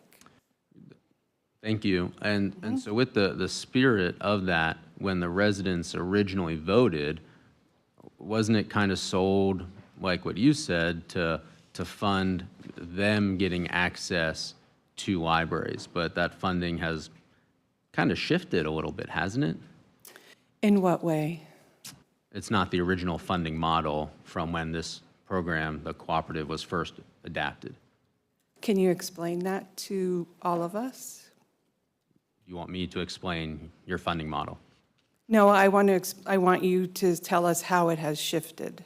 Well, originally, wasn't it unincorporated residents and for municipal libraries are paid on a per capita kind of reimbursement for unincorporated uses? Originally. So I have not been able to find evidence of that previous model, only what is happening currently. How far back did you look?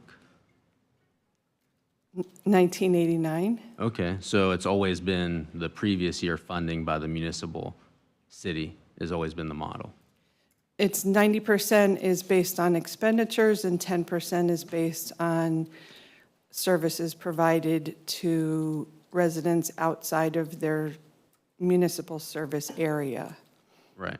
And so would it be cheaper for taxpayers in the unincorporated to pay $100 based on actual unincorporated active users?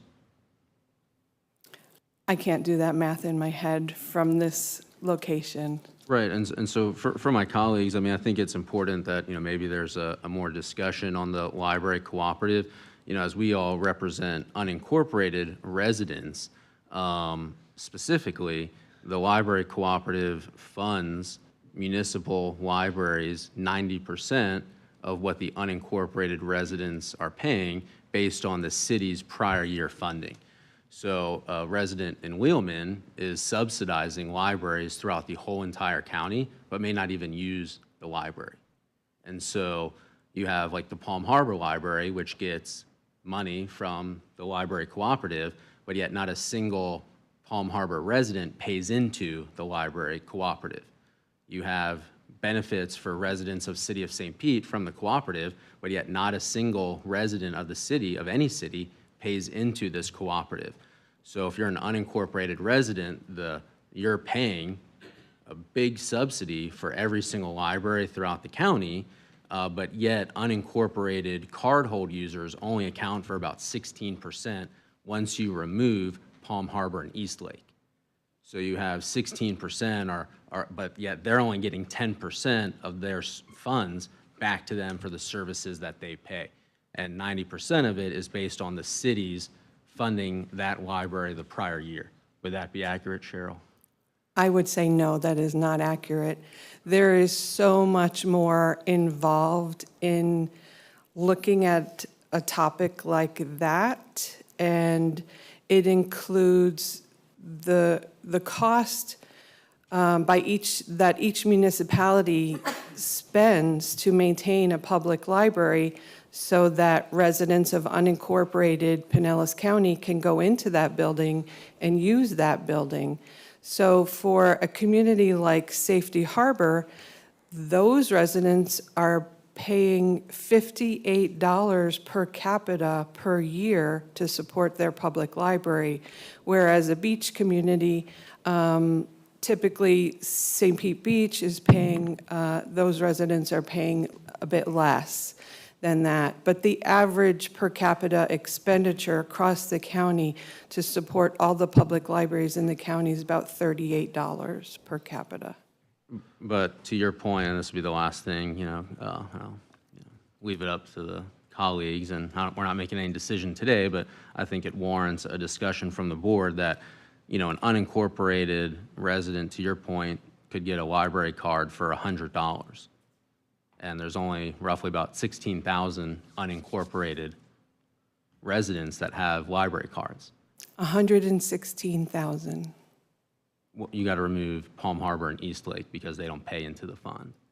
So when you remove them, it's a lot less than what it would only be. It's significantly less if they just paid $100 and had their own card from the people that actually use it, than extrapolating that cost among every unincorporated resident. And that's what I'll leave for the board. Thank you. Thank you.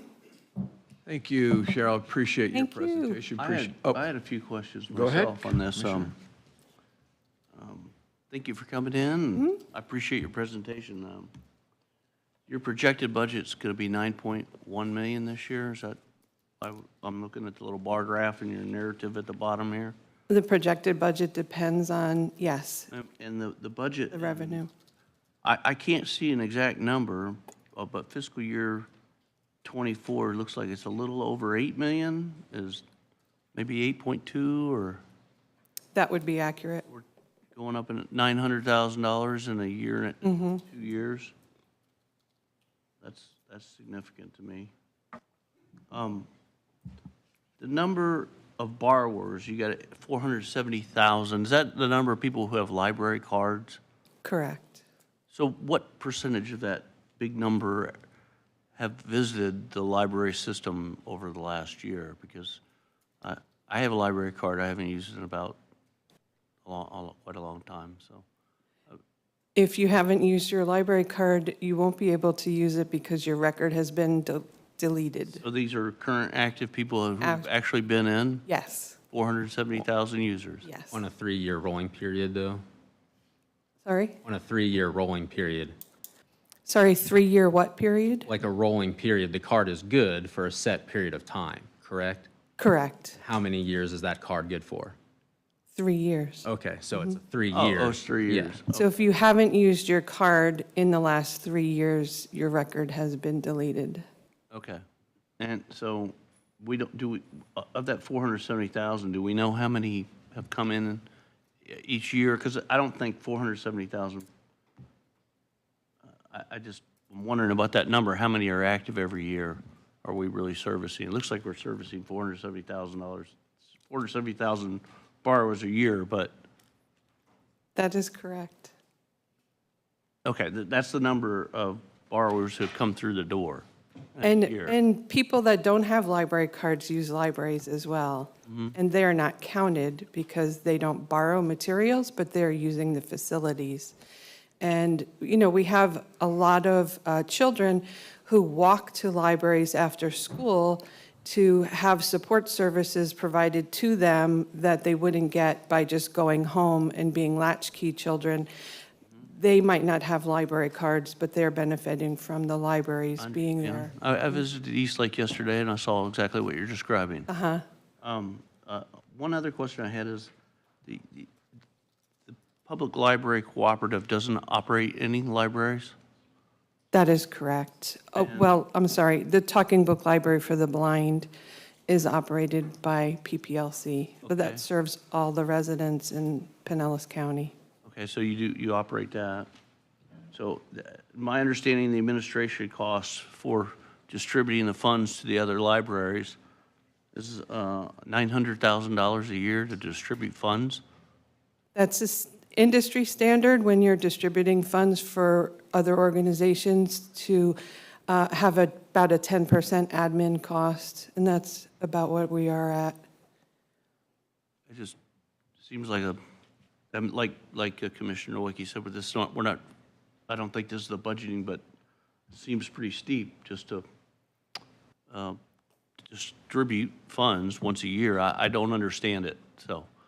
Well, it's distributing funds. It is providing countywide services to the blind and the deaf communities that are not supported by the public libraries. I didn't see anywhere in here where the costs of the blindness center, the deaf programs were delineated in the budget anywhere. So I didn't have that. Okay, thank you. I think that would be nice to have. Sure, sure. And also, one other thing is, the Family Center of Deafness is located at the YMCA in Leelman. I didn't know if you were aware of that, but that might be a place to, I don't know, make sure you're in cooperation with them? We are in very strong partnership with them, yes, on a daily basis. All Thank right. you. I went by there the other day, too. Mhm. Okay, thank you. Yep, thank you. Yeah, Commissioner Morris. Perhaps, and not today, but perhaps at some point, you could provide just maybe the historical background as it relates to how the cooperative came about and the partners within the cooperative, and the advantages of persons being able to utilize a library outside of their community if they so choose.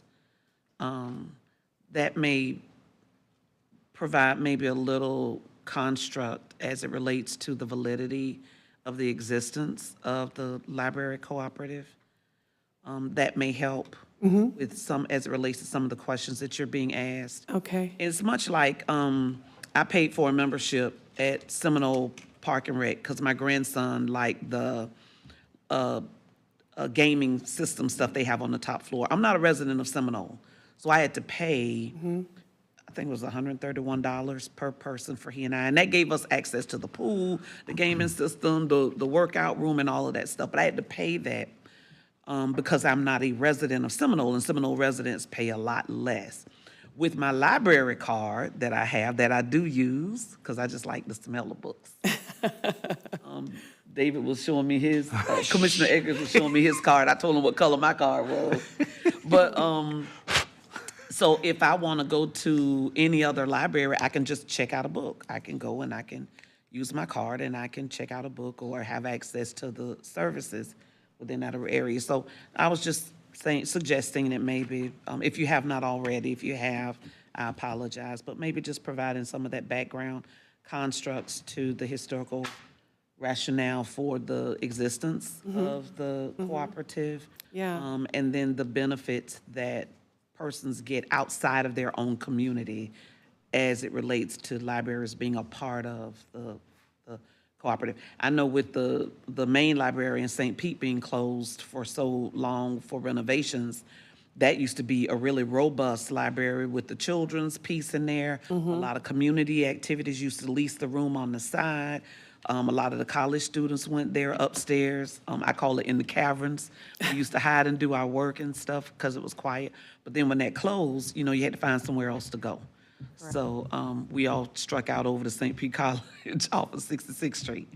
But anyway, just thought that perhaps that may help a little bit with the existence and the rationale behind. Sure. I will definitely do some historical digging into the documents to see my take on it, because I was not here physically in 1989 in Pinellas County, is that the state needed to have one entity per county.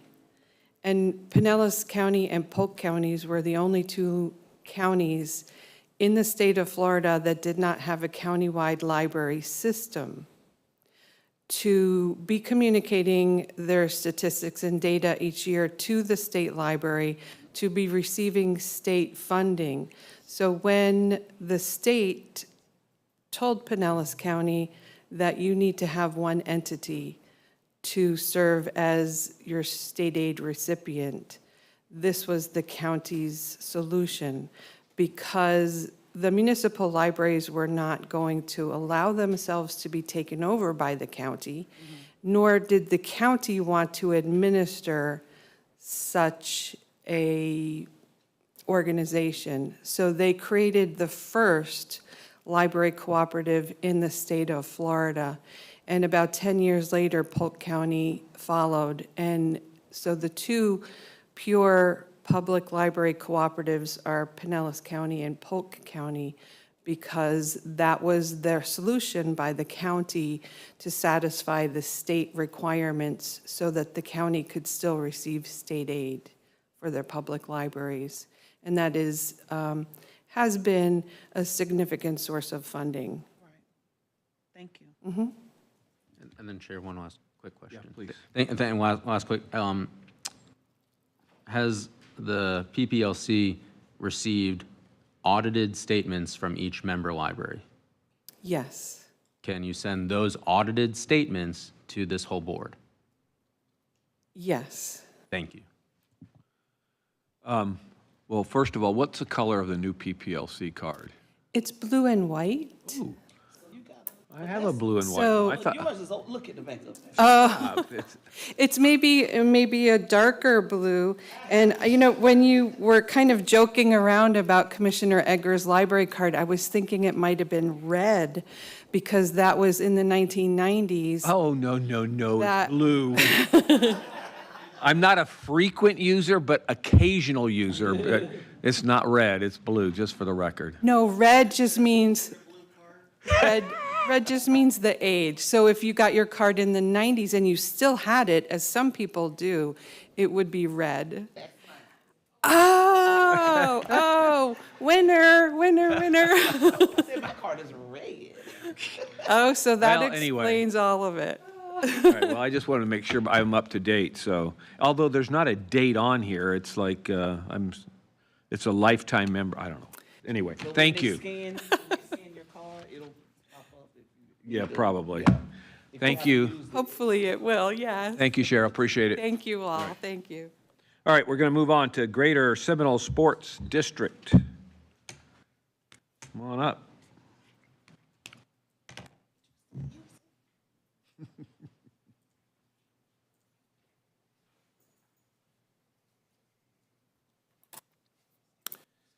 Welcome.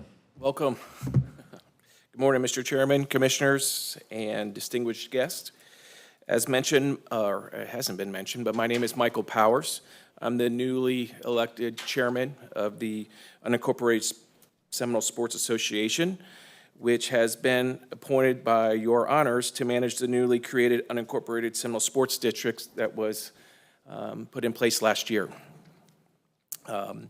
Today I have with me Amanda Felton, a board member. I also have with me Steve Cecil, who is now the interim executive director of the district. Amanda's got a presentation that she has put together, or we have put together, and we look forward to any questions you might have. Thank you. It's good to have all of you here. I certainly don't want to take credit for the slideshow myself, so it was a group effort. As mentioned, I'm Amanda Felton, and let me work the slideshow here. So as a brief introduction, the USSA, as we call it for short, operates 3 youth sports complexes in the unincorporated area of Seminole, and that is the Seminole Junior Warhawks Complex, the SYAA Complex, and Cross Bayou.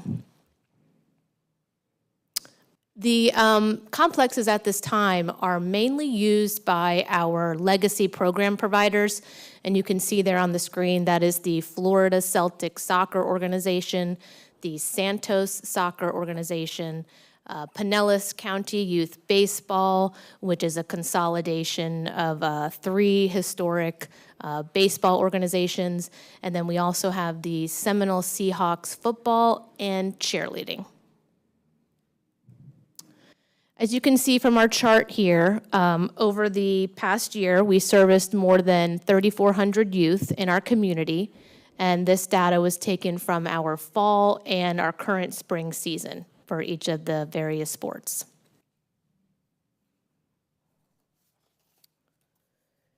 For our inaugural year, the commission adopted a $0.25 rate for our district. For our second year, we can see here on the slide that that rate is projected to result in revenue of about $942,000. We did note some additional revenue for field rentals. That's an estimate at this time, and hopefully that's going to increase as our fields get renovated and we open up the complexes to rentals by people in the community. Looking back at our first year, we've been very busy, and I'll just highlight a few of our accomplishments that you can see here. We formed our nonprofit entity, of course, which is operating the district. We adopted bylaws and policies. That includes a repair and service request policy and procedure for the program providers that I mentioned. rules and regulations for all users, a financial policy, and importantly, a field rental policy, which of course includes an application and an agreement, and that's going to be used to expand the users beyond our program providers to others in the community, especially the taxpayers in our district who will receive a level of priority. And that's being launched here in this month, actually. We hired an interim executive director, Steve Cecil, who I know many of you are familiar with and has been part of the historical launch and effort in our community to make this district a reality. We did consolidate several services for maintenance, utilities, and some of the vendors at the 3 complexes, and that was all through a transparent bid process. And so that allowed us to assume several of the services for the program partners, which are made up of parents and volunteers, and alleviate the burden on them. We launched a website so the public can be fully informed about what our board is doing, attend our meetings if they wish, which we've had a couple members of the public and hope to have more, and have information about our complexes and how to apply to rent or reserve space. We began maintenance and repairs of the aging infrastructure at all of our facilities. And like everyone probably in this room, we did conduct some hurricane-related repairs. And based on the age of our complexes, we took on quite a bit of damage. Big picture for 2026. Our expected revenue is divided up between mostly our operating costs, our contingency reserve costs, and our capital reserve costs, and I'll expand on those in a moment. On your screen is a timeline overview of where we have been and where we plan to go. So this year, as I mentioned, we dealt with impacts of from the hurricanes, which caused us to adjust the capital reserve a bit in our inaugural budget. Going forward, we're going to continue to maintain our aging infrastructure at mainly the Seminole Junior Warhawks and the SYA complexes, as the Cross Bayou complex is scheduled to undergo renovation late this year, early next year. In the future, we expect to complete the renovations to the baseball fields at the SYAA complex, which we understand will be third in line for renovation, and that could really maybe not start until 2030 or beyond, and renovate the aging restrooms at that facilities and install some sunshade protection, which is very much needed. So to drill down in our budget a little bit further, on your screen is a pie chart. And as you can see, which mirrors our inaugural budget, that over 50% of the funding is needed for turf and lawn maintenance. 18% makes up our capital and contingency reserves. 12% is earmarked for our capital expenditures. 9% for general administrative expenses. That includes a salary for the interim director, our website, and other operational costs, and 8% for repairs and maintenance and utility expenses. This slide highlights a few of the examples of the capital improvements we have made and plan to make in the next fiscal year to the complexes. Like I said, that's mostly going to be at the SYAA and Seminole Junior Warhawks complexes based on the schedule of the renovations of all 3 complexes. Repairs at Cross Bayou have occurred mostly to the lighting, but really has been on a need-only basis. As we expect the construction to begin shortly. In conclusion, this is an exciting time for our local youth in Mid-County, and we want to thank all of you commissioners here, and of course the citizens who supported the establishment of this MSTU for making this longtime dream a reality. We want to extend an invitation to all of the commissioners to come out and visit our facilities, especially since we presented to you last year. We'd love to give you a tour and show you what we've been working on. And before I take my seat or take any questions, I also wanted to convey my thanks to Chris Rose and his staff, especially Veronica Edel for all of their support to our board over the last year and assisting us with some of our procedural budget questions.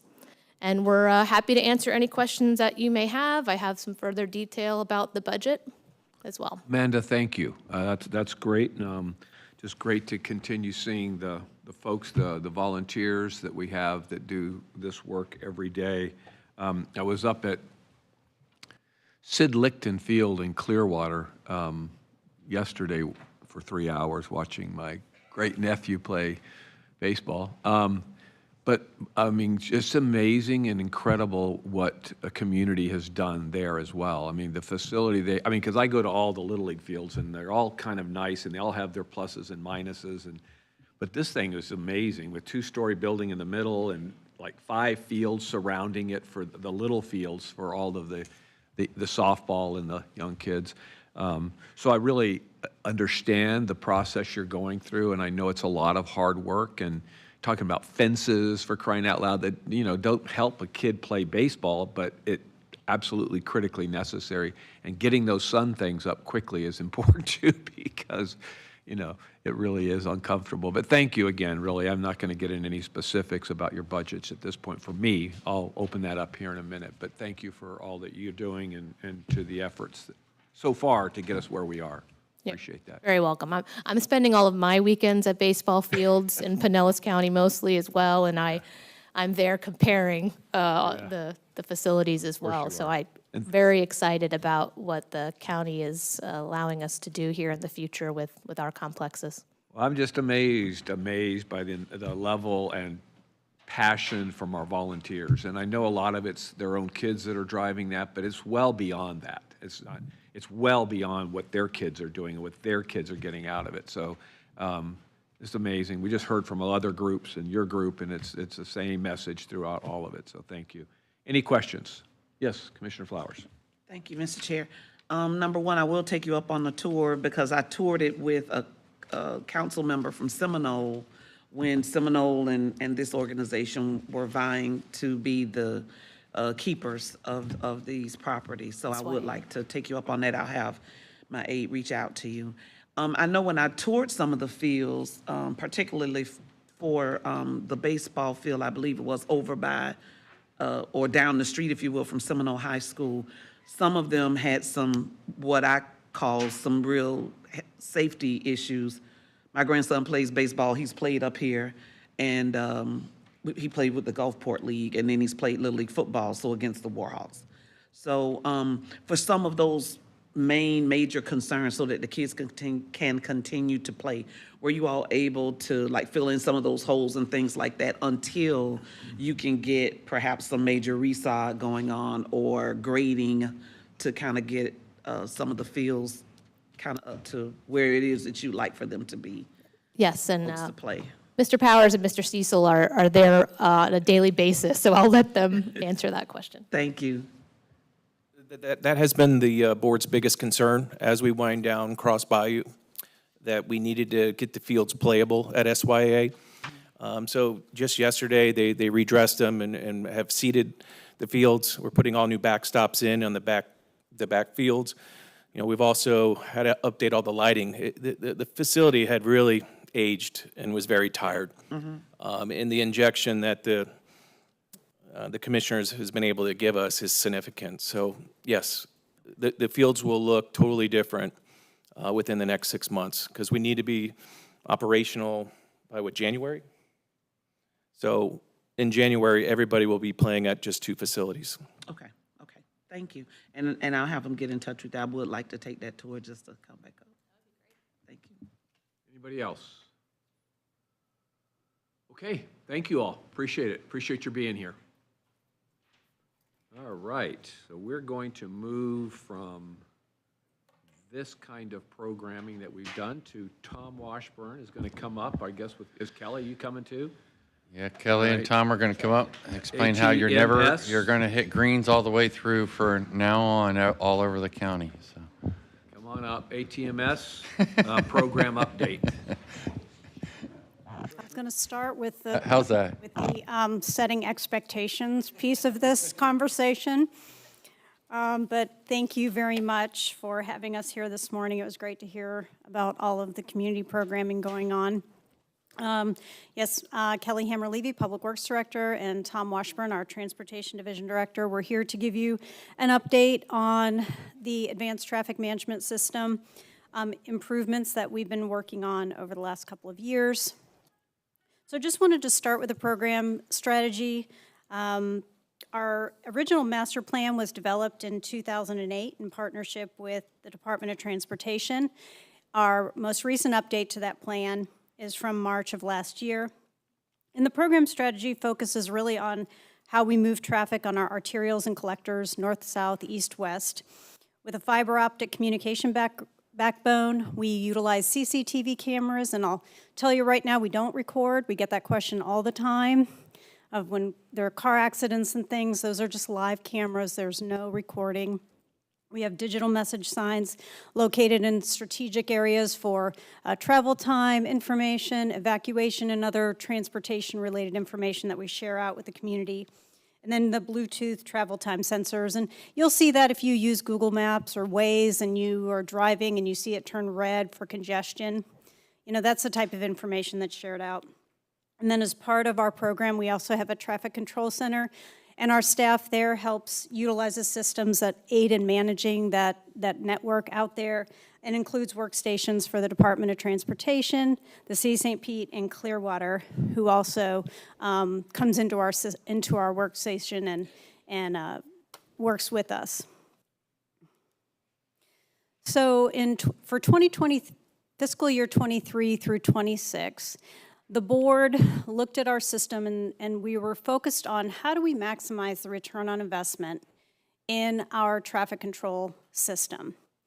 We are a built-out community, so building more roads, expanding more roads, that's a very limited tool in our toolbox.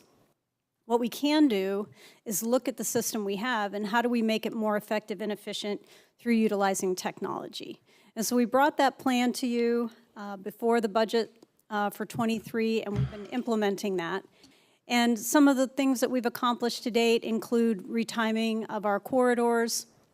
In 24, we completed 79 signals across 8 corridors. This year, we're looking at an additional 95 on 8 more corridors. And then we have 26 will be, again, another 8 corridors.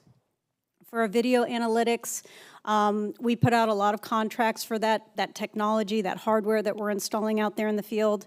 But we did get six signals accomplished in 24 once those contracts were approved. And our 25 goal is 130 additional signals.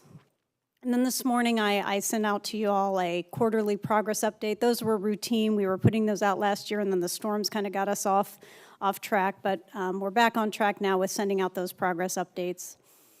And then our ATMS program is actually funded through the 9-cent fuel tax. That penny on this fuel tax comes back to the county 100%. It generates about $4 million a year, and it's dedicated to ATMS operations, and $1.7 million a year is transferred into capital. We also have a number of ATMS projects going on that we're going to discuss a little later, and how those interface with the improvements that we're making to the system. We looked forward at the plan that you all have been discussing, the priorities and the associated benchmarks with the strategic plan. And these efforts really align well with the resilient infrastructure and environment benchmarks when you're talking about traffic volumes, travel time to work. These also were reflected in our community survey results as pain points for our residents and how long it's taking to get from place to place.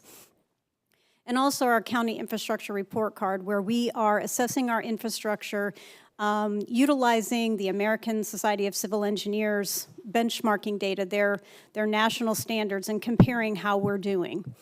It also aligns very well with the smart delivery service benchmarks and how we're using technology to improve the efficiency of our systems. And Tom is going to present some information on the software that we have that's able to tell us our return on investment from a dollar. So, you know, for every dollar spent, we achieve this. So he's going to share that a little later. So what does success look like when we're looking at the improvements that we're making? And one is optimized traffic flow. And I'm sorry, Commissioner Eggers, no, there are certain times of day you're going to get stuck on East Lake Road, and I'm really sorry about that. There are just some corridors that are congested. And I know Barry would love to have one of those little clickers that he can control the light to, but we can't do that either. So, but what we can do is utilize technology so that we can move people north, south, east, west, get as much traffic through a signal during peak periods while coordinating the side streets. And that's utilizing that adaptive and responsive signal timing and the technology that we can improve there. Our communication system that is redundant, our fiber is redundant. And then we're also using the third conduit to supply fiber to county facilities. So the DOT is allowing us to use that third conduit for non-transportation related public services. And so we're connecting some of our facilities to that infrastructure. These systems allow us to receive timely status alerts when something is down so that the staff in the traffic control center can reset. Or if we can't reset and it doesn't work, then we need to send somebody out, we can get out there quickly. Success allows us to respond faster to congestion and crashes. Just in the month of January 2025, the staff in the traffic control center responded to 402 crashes and responded in less than 2 minutes. In 2024, they responded to 190 signal timing changes, and these aren't the things that are these aren't the things that just occur all the time. That the system is learning, and those things will adjust. But sometimes there are events or one-offs that they need to make adjustments to correct. It allows us to identify potential crashes, near misses, and wrong-way driving for public safety. So it's both efficient traffic but safer traffic. And then overall, we're looking at improved safety, efficiency, and traffic management. And that's what we're really looking at. We're looking at how do we help people get through congestion quicker? How do we make traffic smoother? But how do we make it safer? Raise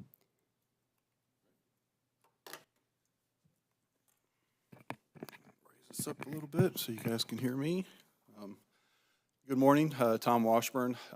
It's my pleasure to actually talk about some of the results that we've been seeing with the ATMS program. I want to start with the additional funding the ATMS new technologies that was authorized that Kelly mentioned, and talk briefly about a couple of our retiming projects. This is 49th Street. This is the section between 46th Avenue and 94th Avenue. Consists of 9 intersections. You can see the before and after comparison, so we've made improvements in both directions during all times of the day. That total benefit you see there in the middle, that's over a 5-year period, and that's a result of reduced travel time along that section of the corridor, in addition to reduced fuel consumption. Benefit to cost ratio 51-1, so we're exceeding what the national average is for retiming. That's about a 20-1 return is what you expect. So on this particular corridor, and you can see the metrics that we've got there in terms of the numbers. For every one of our retiming projects, we'll prepare this same summary. We've got one-page summaries that we'll be submitting as part of those quarterly reports. So I really just want to highlight a couple of those. From a motorist perspective, what I wanted to highlight there was what's highlighted there in yellow, the boxes, the reduction in travel time, regardless of what direction, northbound or southbound, AM and PM. We're seeing a reduction in travel time per vehicle of somewhere between 1 minute and 2.5 minutes. So that's pretty significant when you're in the morning rush, working your way through a section of roadway. We did the same analysis on 66th Street, saw similar results. Actually, this was the section from the frontage road on US 19 to 46th Avenue, so this is a longer section, involved more intersections. We've got 16 signals. But again, pretty significant reduction in delay, 2.5 to 3 minutes, depending on the time of day and the direction that you're traveling. And that return on investment was 115-1. So very pleased with the results that we're getting on these retiming projects. Rolling into the adaptive corridors and the adaptive retiming, we're seeing similar results. So I wanted to just present a couple of them here. This first one is Ulmerton Road. So this is to the west of Seminole Boulevard, 7 intersections. Again, return on investment of 72 to 1. Again, very high return on investment, so we're very happy about that. I wanted to talk a little bit about Gulf Boulevard and Bel Air Causeway. This is an isolated intersection as you're going out to the beaches, Gulf Boulevard in the town of Bel Air Beach. It's an isolated intersection. It's not coordinated with any other intersections, but we do have intersection detection that provides the adaptive timings. And back in February, it was after a concert in downtown Clearwater, we were getting complaints late at night that traffic was coming through the intersection. It was congested. Happened to be the Willie Nelson concert that night. We were able to take the call and actually able to make adjustments to help clear the congestion, but that did come at a delay. You know, there was about a 15-20 minute delay from the time somebody actually called us to register the complaint to the time we were actually starting to make changes. So we were able to implement the adaptive timings, and we've been running that since. And so it makes manual adjustments in real time when that congestion starts to flow down to that intersection. So we can actually see the difference, and we've got the metrics that show where the system itself is making changes and at what time that congestion is occurring. So we've been very happy about that. And throughout the county, we've got about 60 to 70 of these isolated type intersections that we intend to employ the same type of technology at. 49th Street from 46th to 94th, I talked about that. That was one of our previous retiming projects. Once we got that done, we also put an adaptive software platform over the top of that just to see if we could do better. The timings were similar and the improvements were slightly better. But we're actually able to accomplish that in a fraction of the time that it took us to collect all the data collection, run through the software modeling. You know, something that was taking us about 9 months typically to do a retiming project, we're able to do the same in about a month worth of time. So the adaptive timings are proven to be not only cost savings, but time savings for our staff. Rolling into the video analytic devices, this is the other big part of that additional funding that was provided. So in addition to the video detection that these devices provide, they also provide safety benefits in terms of identifying pedestrian and bicycle conflicts at an intersection, wrong way vehicle detection, near miss detection, provides us information on speeding vehicles, and it provides us alerts in real time when these things are occurring. Also allows us to take a look at an intersection and identify recurring type of issues that might result not necessarily in a crash, but certainly a safety issue. And so we've got several of these that are installed now. We're getting the installations taken care of, and when we're all said and done, we expect to be able to outfit all 400 of our traffic signals with these devices. So that was the ATMS New Technologies portion. I do want to provide an update on a couple of our other projects. We made significant accomplishments this year. Very happy to report that. This is the State Road 60 Smart Signal Corridor project. We've been reporting on this for the past couple of years, that we've been acquiring the equipment and getting it installed. Happy to report that we've got all the equipment installed. This consisted of new signal controllers, new vehicle detection, advanced pedestrian detection with the intersection video analytic devices at the 3 intersections that have the most pedestrian activity along that section of State Road 60. That was Bayshore Boulevard, Old Coachman Road, and Arcturus. When I reported last year, I talked and I showed you a graphic of the information that we were receiving at Old Coachman Road in terms of pedestrian activity that was occurring away from the approaches at the intersection. We've actually rolled that into an improvement project partnering with FDOT. So we're actually making changes at that intersection to improve the pedestrian safety at the location, and hopefully encouraging the pedestrians to use the crosswalks as they're intended. So just some of the benefits that come out of using the intersection video analytic devices. Our ATC MTD Connected Community Project, happy to report that we've also completed the design and implementation on this. This was a grant from FHWA to specifically look at connected vehicle applications. And so we've got that completed. The devices are installed at 100 of the signalized intersections. along Belcher Road and US 19 and 49th Street in the north-south direction, and then east-west, we've got it on Drew Street, no, I'm sorry, not Drew Street, State Road 60, Ulmerton Road, and East Bay Drive. And so we're looking at connected vehicle technology where the information at a traffic signal controller can communicate to a motorist in terms of the traffic signal timings, if somebody has pushed a pedestrian button, provide alerts to be on the lookout for potential activity. It also feeds all that information back to our control center, and we're actually testing out diversion routes and diversion route applications as part of this project. We just started the evaluation in March. It's a 12-month evaluation, and we've got a report that goes back to the FHWA. It talks about lessons learned, what worked, and what may not have worked. So, but again, very excited that we're now in the evaluation period on this project. Moving into our traditional ATMS projects, we do have several of them underway. We've got 113th Street from Tom Stewart Causeway to Ulmerton Road in design. We've completed the design for Alderman Road, State Road 580, and Curlew Road. All three of those segments go from Alt 19 to US 19, and then Curlew actually extends out on the Dunedin Causeway a little bit so we can pick up activity going into the state park out there. Those three are, the design has been completed, and we're hoping to move into construction here in the next 6 to 8 months. We've also had a couple of other projects that we've partnered with other agencies in the county. The fiber pilot, this was a decision package from several years ago that the board approved. This is along Ulmerton Road that connects 18 county facilities, or will connect 18 county facilities, basically from the jail on Ulmerton Road west of Seminole, all the way down Ulmerton Road to 49th Street and up to the jail. So we've got, and Kelly mentioned that this is an agreement we have with FDOT where we can use that third conduit. So we've populated that, coordinating with BTS with fiber.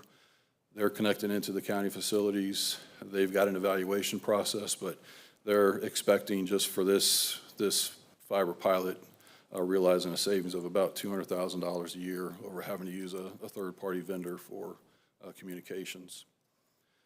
And then the GIS fiber mapping, this was an ARPA project where we partnered with BTS, and we've mapped all of the county fiber in a GIS platform, and allows us to make more efficient use of the fiber. Also allows us, when we have permits or construction projects that we're reviewing, to identify where we may have potential conflicts and have to bring that to the awareness of a contractor. Also allows us to plan better for those redundant paths that Kelly mentioned, and making sure that if we do have a fiber cut, that we don't lose communication totally, that there's an alternate path that they can take until we get that repaired. And again, we've completed that project. And then finally on the projects, this is the emergency vehicle preemption upgrade. We're working with Jim Fogarty and Emergency Services on this, upgrading the current Opticom system to a GIS-based system, where as soon as a fire apparatus responds, that is sent to both their system and our system, so that our system and then the signal timings can start planning for the arrival of the fire trucks, and it just doesn't preempt the signal. Anytime it's just a preemption, it takes a while for our system to recover, and so if you have multiple vehicles that come through an intersection and preempt it, it takes quite a while for our system to get back in sync and get into coordination. So this is a system that's able to plan for a little bit better. It's wired into each of the units so that as soon as they turn their signals on, we start to get notice, and the system itself can start planning for the arrival. We tested it at several intersections on East Lake Road. Jim Fogarty's team is very happy with it. The board has approved the purchase, and so when this first phase is done, we'll have 270 out of our 400 intersections equipped with the Glance system. Glance is a vendor that we know very well. We use them for other devices, so very reliable, and we're very happy that they were the vendor that won the selection. It also includes all three of the signal maintenance entities, so not only Pinellas County, but City of Clearwater and City of St. Pete. And when it's all said and done, 200 fire rescue vehicles will be equipped, including ambulances, which aren't currently part of the preemption system. So we're all very excited to see how this works once it's all said and done. We've also gotten much more proactive with identifying recurring countywide events. So this year for spring training, we spent a lot of time working with City of Clearwater traffic staff and with their police department. A lot of challenges this year and last year with construction in the area, but the reports was from when we had our debrief from the police department was that this was the most successful year in terms of managing traffic during spring training. So, and we expect things to get better next year as we complete a bridge project that's in the area. DOT will have completed some of the work that they had going on. We also monitored the traffic related to the Valspar Championship, the PGA tournament up in Innisbrook. This year, for the first time, we partnered with St. Pete on the St. Pete Grand Prix and made sure that all the road closures were mapped in Waze and Google Maps so that anybody that was using those devices to travel around the St. Pete area at least had warning of where the road closures were.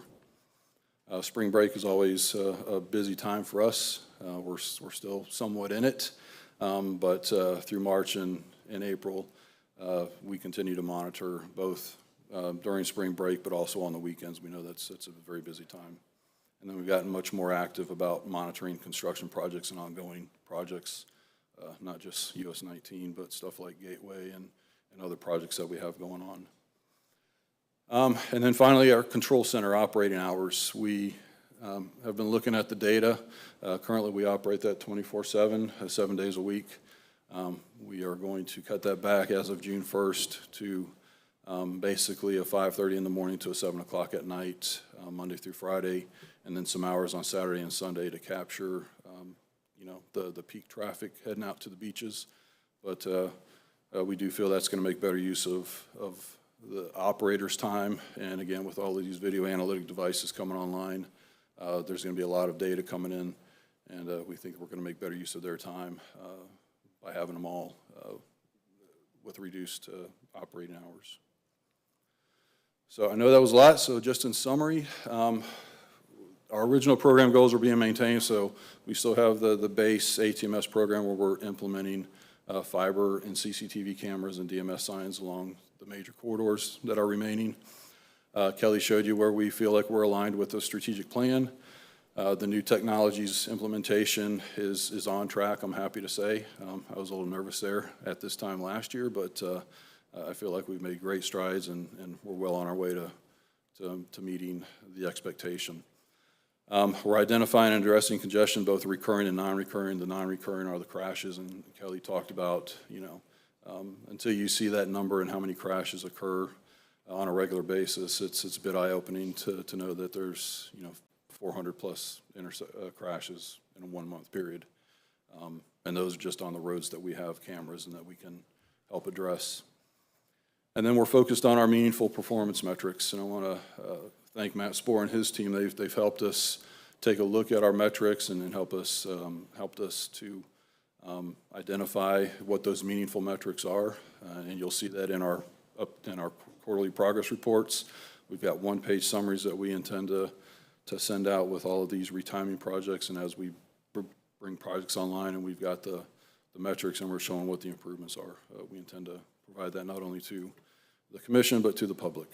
And with that, I'm happy to answer any questions. Thank you, Kelly. Thank you, Tom.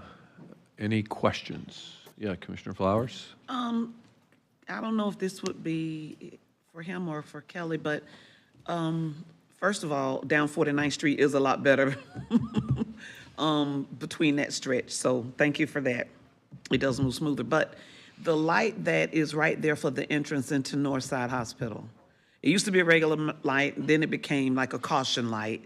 So it's a dash in kind of thing. I know some of the ambulance and other emergency vehicles were having difficulty getting in, depending on the day of traffic, for time to get in. Can you all recall if the decision was made to keep it a flashing light or to make it a true signal light again for persons needing to turn into Northside Hospital? Because it's the Cancer Treatment Center on this side, I'm sorry.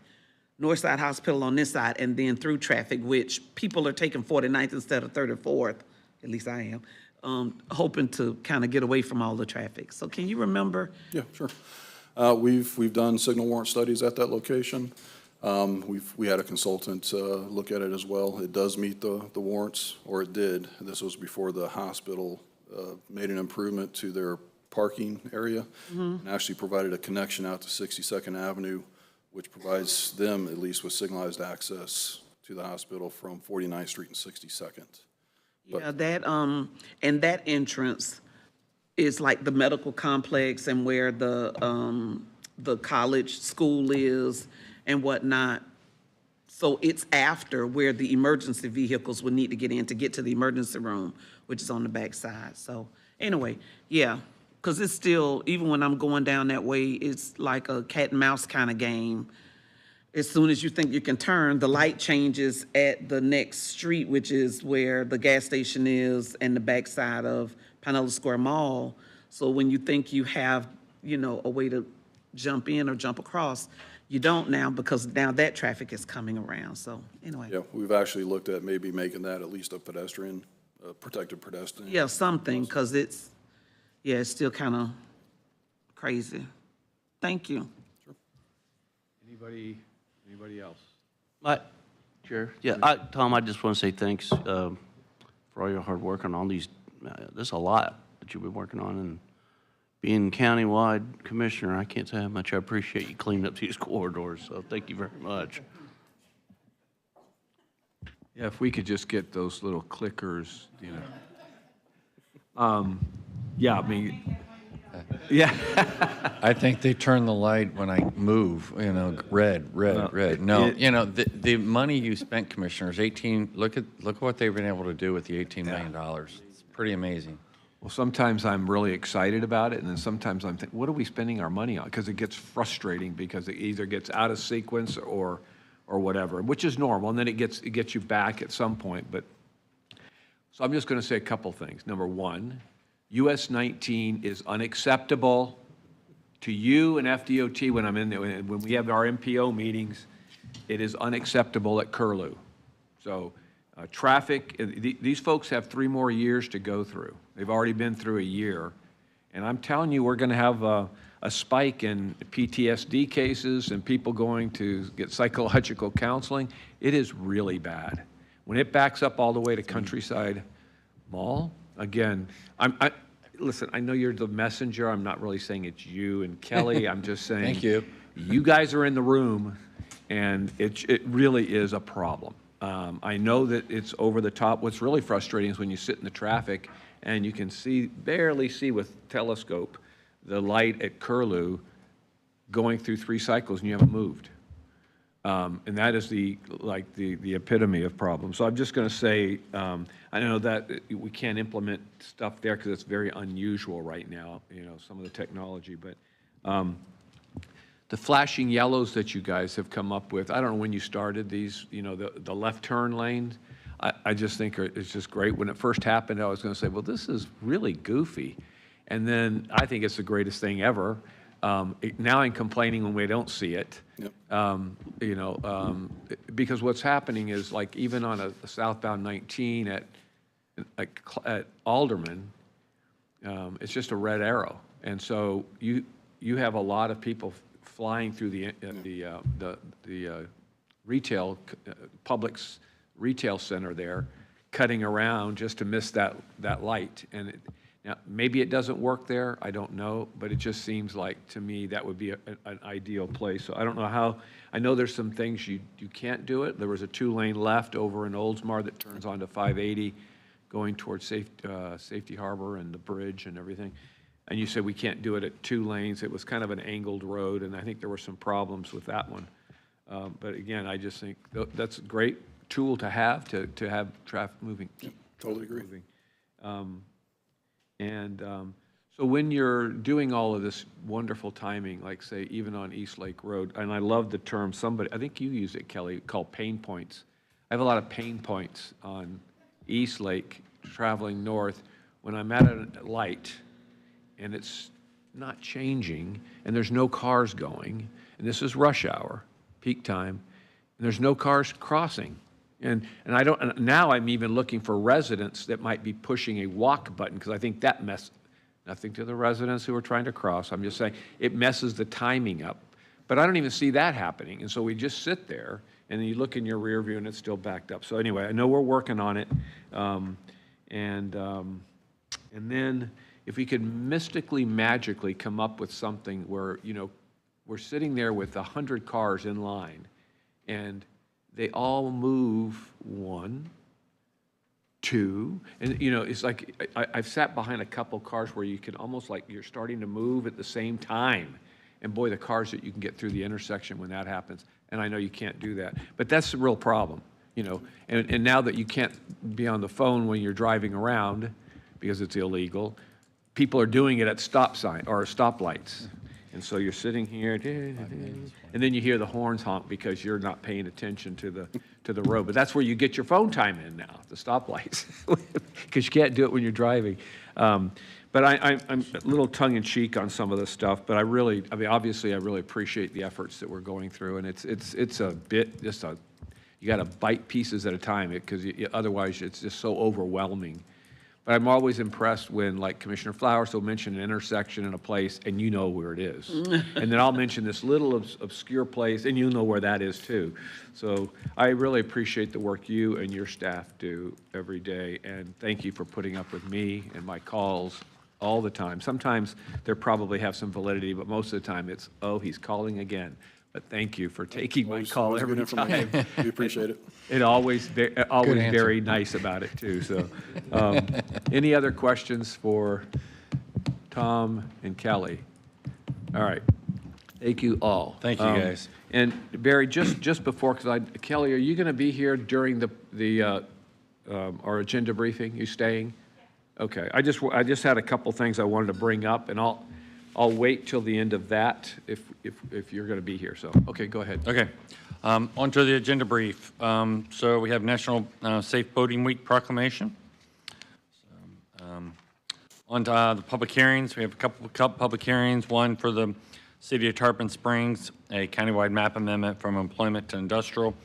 It's a single-family property adjacent to another marina, and so it just combines that as part of an annexation. It was unanimously recommended. We have amendments to the 2025 budget, and Chris can go over those. This is kind of a big cleanup from several big areas to go over. We can do that on Tuesday unless you have questions. Okay. We'll do it on Tuesday. Did you have a question? I did, actually, and this is a workshop. Okay, we can. Here, Go ahead. And I appreciate the time, if y'all don't mind. There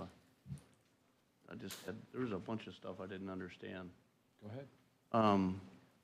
If you want, Chris will walk through each one, or you can just ask questions, however you want to do it. The first one would be unanticipated fund balance. Where did that come from? I tried reading through all these little green slips in there to figure out where all these numbers came from, and I couldn't piece them together. Well, I will not call in a Baker Act on you for doing that. So, so the unanticipated fund balance comes from money that we had left at the end of last year that was not dedicated to something. So we finished the year. It's carryover. Yeah, carryover. We do it every single year. Prior year funding. So one-time money, we put it towards one-time things. Okay.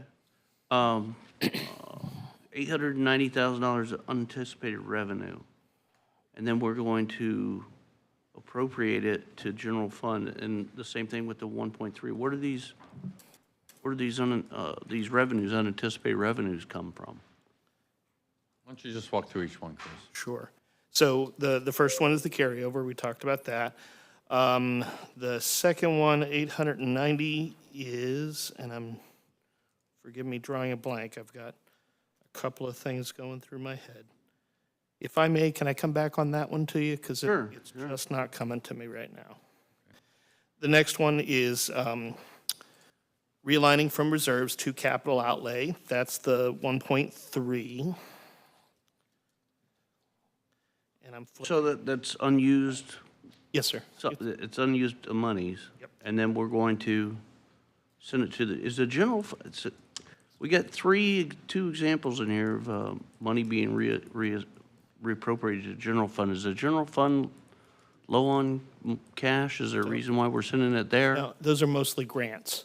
So we have some grants that come into the general fund, and so we recognize them as they come in. Okay. And so the 1.3 is for a project out at the sheriff's building. It's the fire suppression system out there. We found some problems with it, and we want to get some money towards it quickly to make sure that that does not change, or that gets fixed, excuse me. Next up is the 512. That's the Rush grant that you all approved a while ago. So that is now being recognized in the budget. Let's see. It says, I guess I'm confused because it says it's unanticipated. So if you say we already approved it, why is it unanticipated? So the grant, you approved the grant coming in, but we did not actually amend the budget when the grant came in. So we're amending the budget to recognize it. And so we'll have a grant throughout the year. We get the grant, you approve it, we apply for it, but it's not in the budget. So when we get the money, then we have to create an appropriation to be able to expend money out for the grant purposes. Okay, that makes sense.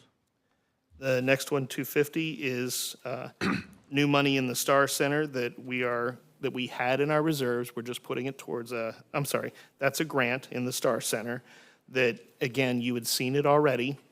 We're just putting it in the budget. So a lot of times a grant will come in, we later show it in the budget so that there is approval to actually spend. So this is not a change to the budget for these departments? It is a change to the budget because when we started the year, we did not anticipate that particular grant.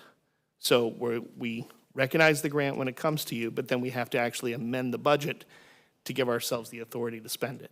So we're actually, for the Star Center, we're actually increasing monies available for operating expenses? Yes, sir. Are they?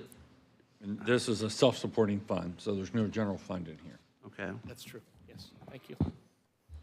The next one is 318 of reserves that we had. We're putting it towards capital that we had not anticipated when the year started, but we have the reserves set for those kinds of things. So they're just doing more maintenance and capital replacements. Let's see. Building Services Fund is a different one.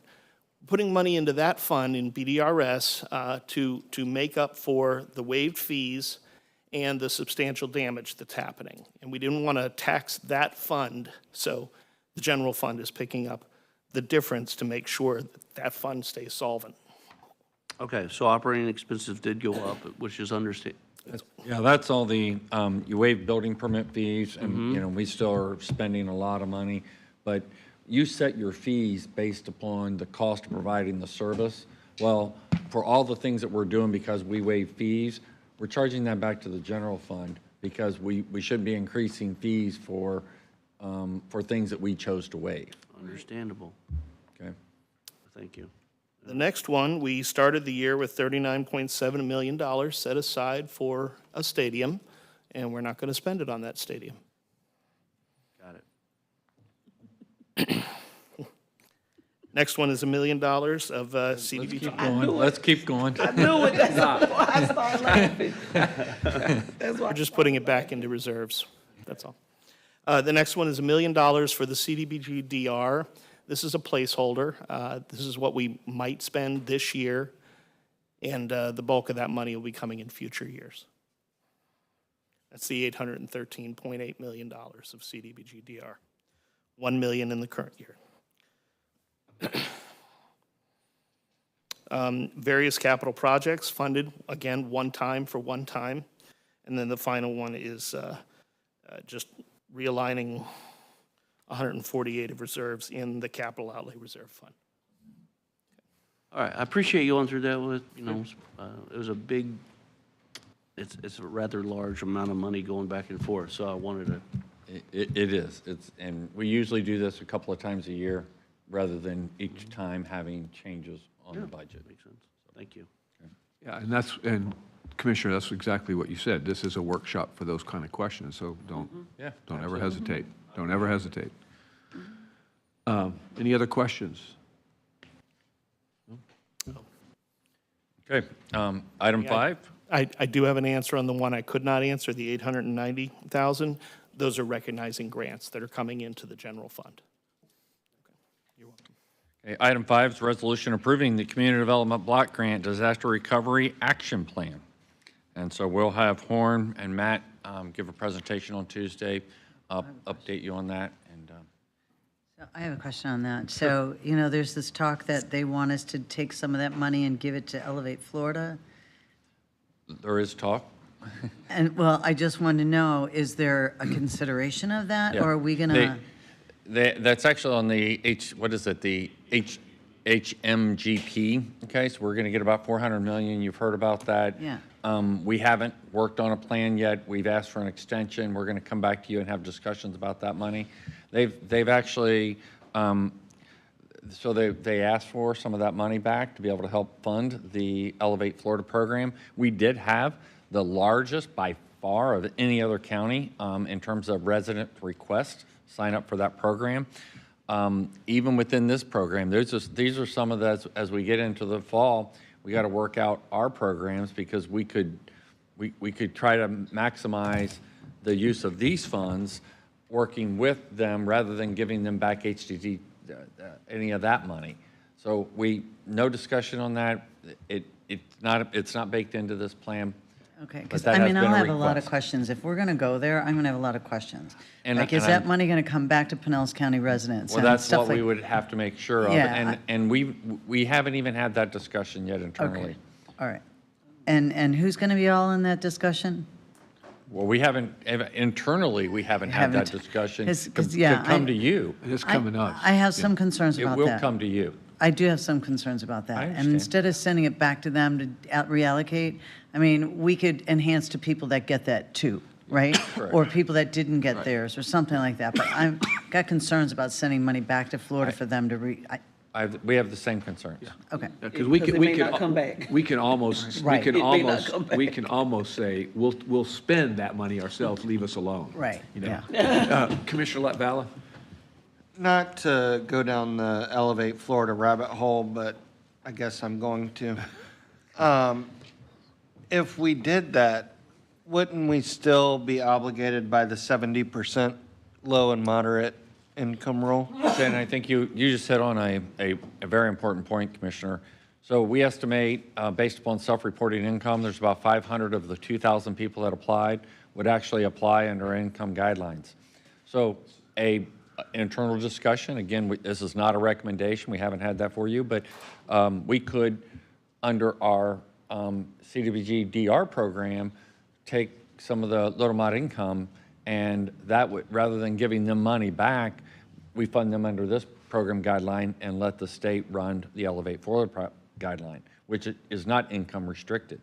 So those are some of the discussions we want to think about and come to you with a recommendation. We just haven't got to that point yet. Okay.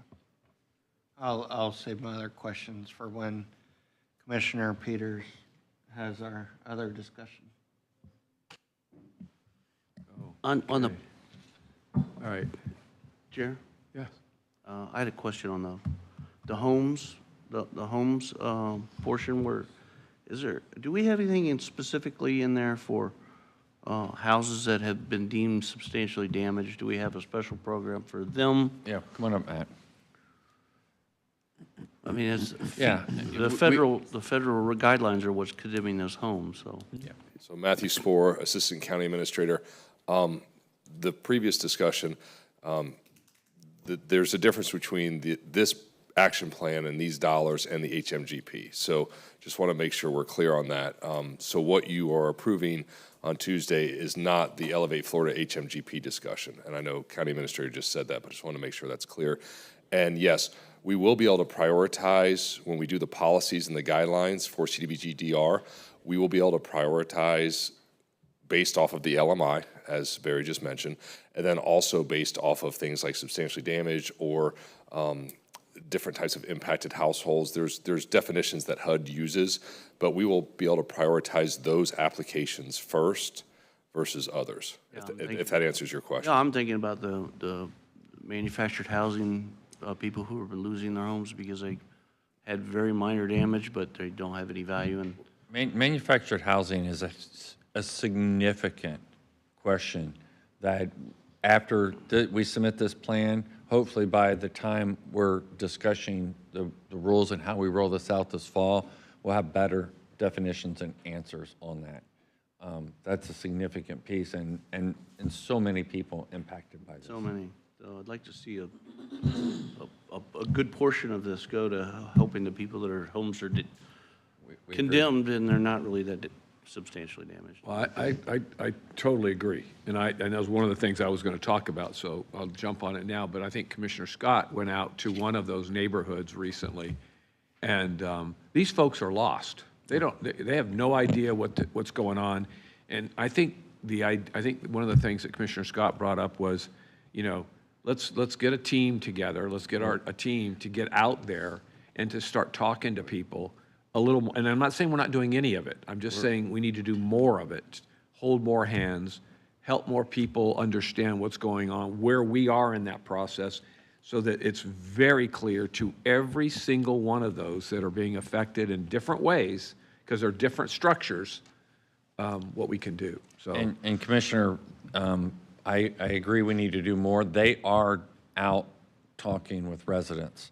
Well, we have one in our lobby today I'm talking about back at our offices, and Stacy's sitting down with them, and they're the most, anyway, we can go to a community, but you're also never going to get everybody coming out to the community, or people won't get the information. So communication is a big piece to this.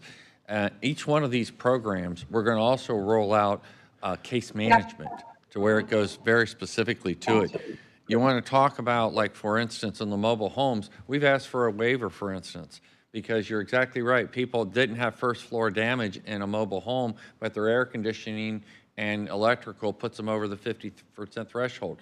There's a lot of things we can do, but again, we've got to get answers from others. We've got to get things approved. So it's hard to answer all the questions when we're still waiting on answers. So there's a lot of those things that we're working on.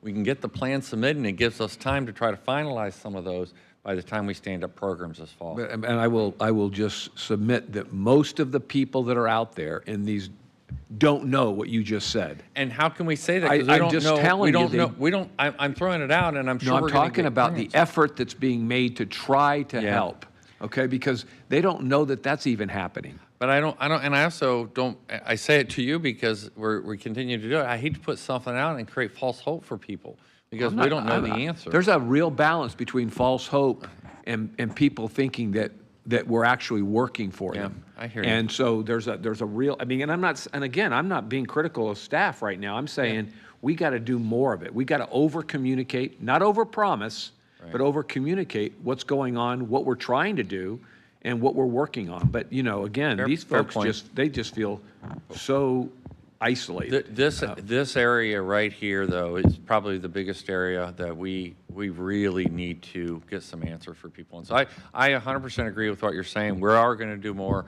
I'd like to get answers quicker, rather than later. And as soon as we have some of those, I think it'd really help clarify some of this. So point well made. And I don't, I'm assuming. I'd like to make comment. Yeah, go ahead, Brian. I cannot agree more with everything that you've just said. And we are getting, our office, and I'm sure everybody's office here, is getting absolutely hammered with phone calls and emails from mobile home parks. And when these folks call in, it's 45 minutes on the phone before you can get a word in edgewise. They are scared. They're frightened. They feel that the county is taking their homes and they're going to have no place to live. So we have done, in my opinion, and this is not, I know Kevin and his team are working tremendously, tremendously hard, but we have done a terrible job of communicating with these mobile home communities. We could have predicted that this was going to happen, and we didn't. And I believe we are absolutely failing on this. I've got some emails that we've been doing our best to try to respond to, but we have got to do better on this with this community. This population is very vulnerable. They are frightened, they are scared, and they don't know which way is up right now. So we have to do better on this. Yeah, and I'm not sure what that looks like, but just open up your creativity banks to get rapid response teams that go out to these communities and just, again, we're not making promises we can't keep. We're just trying to make promises that we're working our tails off to try to get answers. And these are the areas that we're trying to get answers. These are the areas we're hoping to help you. We're not there yet, but at least we want them to understand that we're standing side by side and working hard to get some answers for them. And they just don't feel it. And I'm not saying it's, I get it. So I know we're beating it to death here. No, it's a very important point. And when Chair Scott told me the other day that people actually thought that we were trying to take the mobile home park, that was the reason for the damage. Development. It's like, for development, I mean, that's eye-opening that people feel that way. And so I agree, we need to do better. Yeah. Okay. Commissioner Scott, did you have anything else? I'm sorry, I didn't mean to cut you. I appreciate it very much. I do think it would be a very good idea if we could get some teams of staff to go out to these communities and just take an afternoon, 4 hours, say we're going to be there, come out and let's talk with them. And I'm happy to go and participate in that as well. We've just got to, this is a very, very emotional time for them, and they need our help right now more than ever. Yep. And thank you for bringing that at the last meeting. Appreciate that. Anything else? And my battery is running low, so if you lose me, that's why. Okay. All right. Okay. Go ahead. Item number 8, this ranking of firms for East Lake Bridges over Booker Creek, professional design services, $1.5 million. Item 9 is for electrical switchgear replacement at South Cross, $1.7 million. Item 10 is project application to Federal Aviation Administration. This is for pre-design services for the passenger terminal, for the passenger terminal improvement project. Item 11 is an MSTU for Palm Harbor Little League for safety netting project, $20,000. Item 12 is the lighting project we talked about with you with Duke for the downtown Palm Harbor lighting district. Item 13 is a resolution approving the tourism development tax for capital improvements for Clearwater Beach Municipal Marina that we previously discussed, and this makes them eligible by including that in. Item 14 is a historic preservation ad valorem tax exemption for a property in St. Pete that it meets the criteria, and so this would approve applying it. Item 15 is an award of bid for Indian Rocks Road Phase 2 from Kent Drive to 8th Avenue, sidewalk and drainage improvements, $5.6 million. Item 16 is hazard mitigation grant program with Florida Department of Emergency Management for the replacement of span wire supported traffic signals and modifications to traffic control cabinets to mitigate the storm impacts. So grant funds cover 8.2, county match is 2.7. Item 17 is a resolution adopting the updated utilities policy manual. Chair? Could we, Commissioner Nowicki? thank you. I tried to find exactly what we were updating and comparing it. I didn't, what's exactly the update? All right, well, yeah, come on up, Nori. I'll let her explain. I think there is a red line version in there, isn't it? There should be as an attachment. No?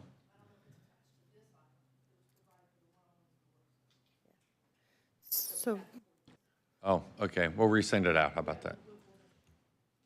Okay, go ahead. yeah, so Nori Hancock, Deputy Director for Utilities.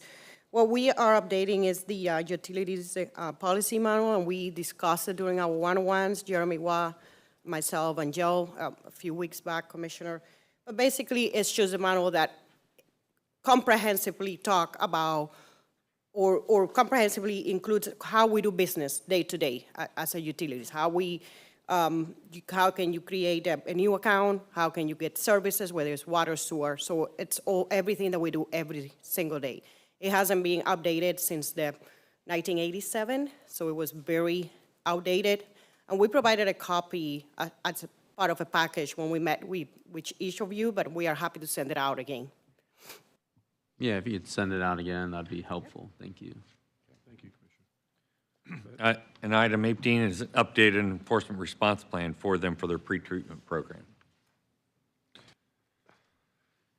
And finally, item 19 is third amendment to professional engineering design services for the manufactured home communities wastewater collection as $334,000 for additional scope of services during the construction phases. I don't expect there to be any county attorney reports. I'll have a county administrator's report, and that concludes the agenda. Okay, well, that was a lot to take in today. I appreciate the you guys pulling all that together so quickly this first fine day of May. Any comments? I had a couple things I just wanted to bring up real quick, and I'm not expecting resolution on it, but it's in the area of frustration. So, Kelly, get ready. Can I do my good stuff before your frustration? Oh, well, Kelly, hang on. We're going to do some good stuff before frustration. Go ahead, Commissioner Flowers. I'm sorry. Just to, no. Just to share, I'm requesting a proclamation to recognize the month of May as Older Americans Month. So I'll get that information to the chair. Yeah. No. I'm not gonna do that. You're not gonna get me, you're not gonna get me on that one. I am not going to accept the proposal. You're not or gonna the get me on that proclamation.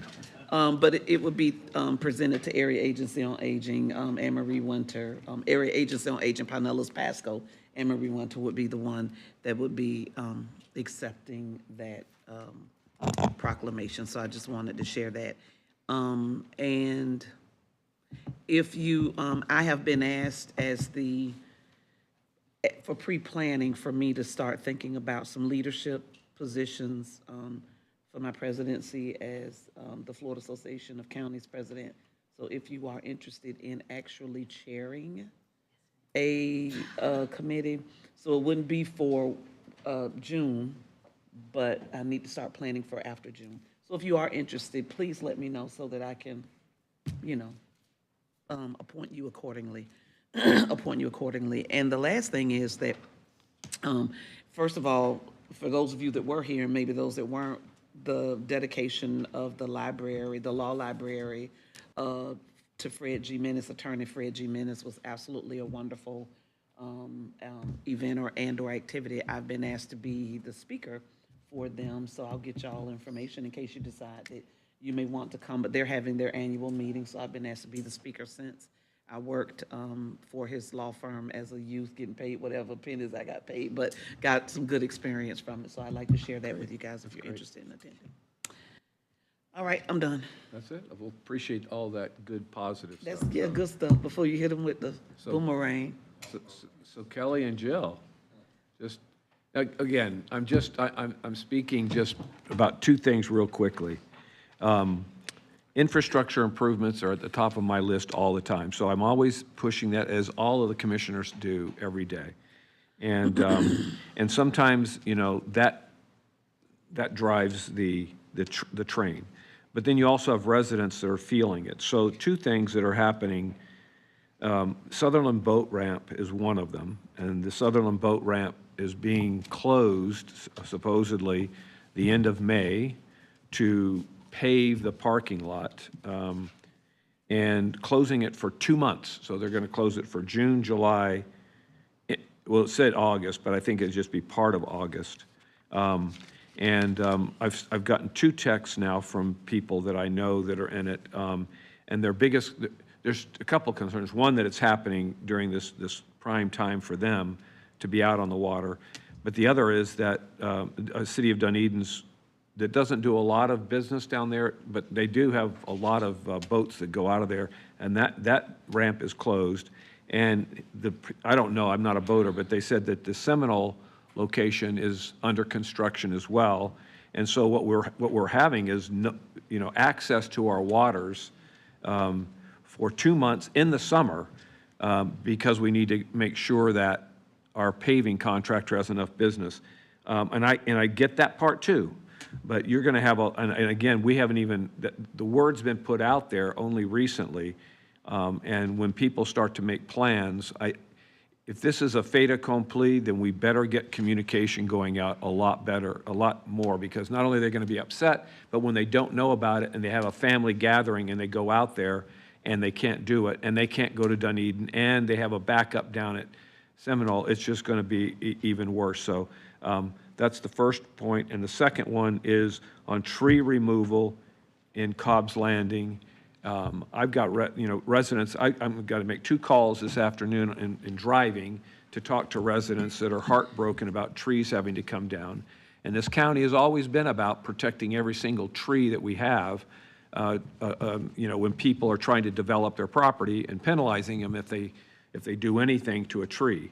And yet we're going to go out in the sake of infrastructure improvements, taking down trees that have been parts of their community forever. And again, I don't really know how many trees we're talking about. And again, I don't know if we've been in communication with our HOAs and making sure that the HOAs are in communication with people. So the boat ramp and the trees are just upsetting an awful lot of people. Kelly. Thank you. So on the Sutherland Bayou Boat Ramp, we've got 3 major paving projects that we need to get done in this calendar year and work them within the paver's schedule, because the paver is also paving roads. So we've got Sutherland Bayou Boat Ramp, we've got Madeira Beach parking lot, and we've got Fort DeSoto, and they all 3 need to be resurfaced. So we had to schedule these 3 projects in and amongst the roads that they're also resurfacing, and these were the blocks of time we had. We realized that we're going to try to be as short as we can and get in and get out, but there is going to be some inconvenience. Seminole Boat Ramp in Clearwater is open. They have 8 launches. 2 of them, I think it's 6 and 7, are being repaired from storm damage, but the remainder of them are open. I realize, Dunedin, yes, they're still dealing with major damages there at the marina. So that's... Hold on, just one thought. And the neighborhood that I live in is they're having road the repaving in the neighborhood. And they're working around different pieces to make sure that people can still access their homes.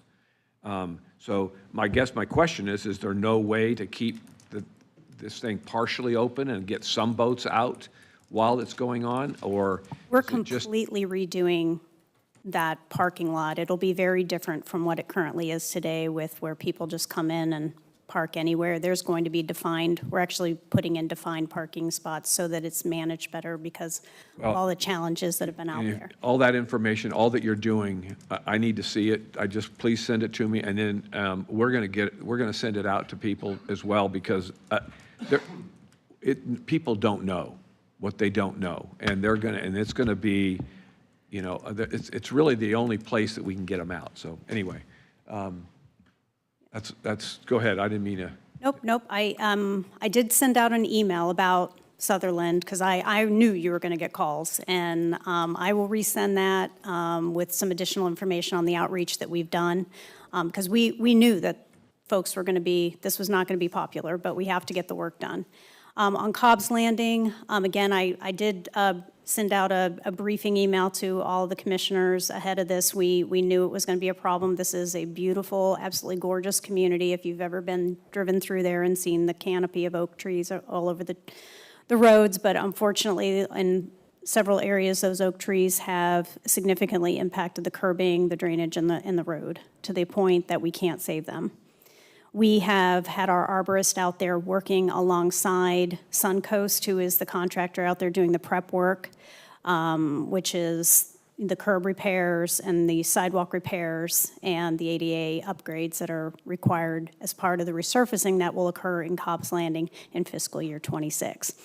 How many trees are we talking about? I'll have to go back and look. This is actually local group 124, I think.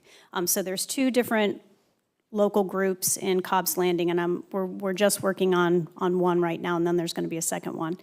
I believe it was something like 38 trees in total, but we found some additional ones that could not be saved, and we have done extensive outreach. We have met with a homeowners association.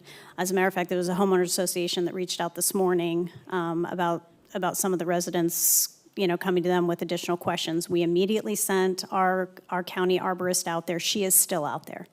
They're looking, they've been digging around roots to see if there's absolutely anything we can do possible to save the tree. But if the tree is going to die because of the activities that we do, the last thing we want is for it to become unstable and to fall. So we are doing everything we can to save every tree we can, but there are going to be some that we can't. And so the choice is either don't repair the infrastructure or leave the tree. Okay.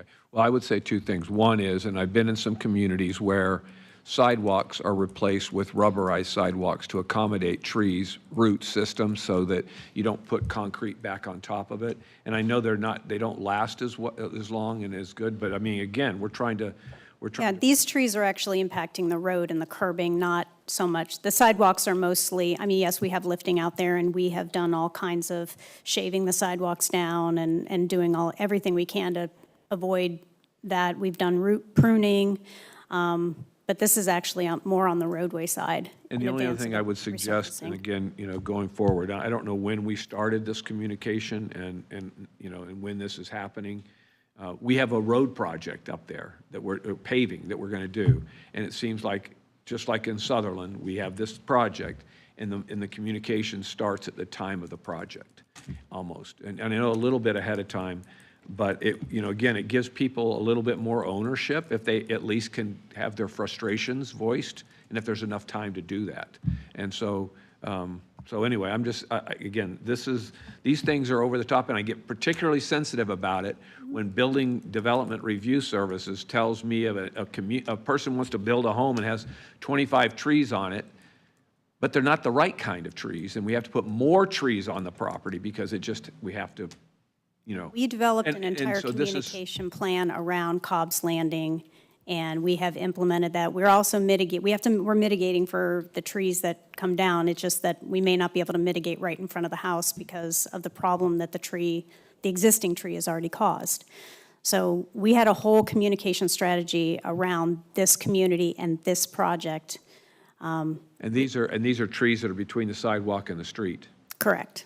So if you see them out there, and you don't have a road project, then maybe we need, when they're just small little 10-foot trees, we need to tell them, getting rid of the tree now, or you're going to get rid of it later. I mean, again, I know this is over-the-top stuff, but it goes to where they should and shouldn't be planted, okay? And I know developers did that probably when the development was started. Yep.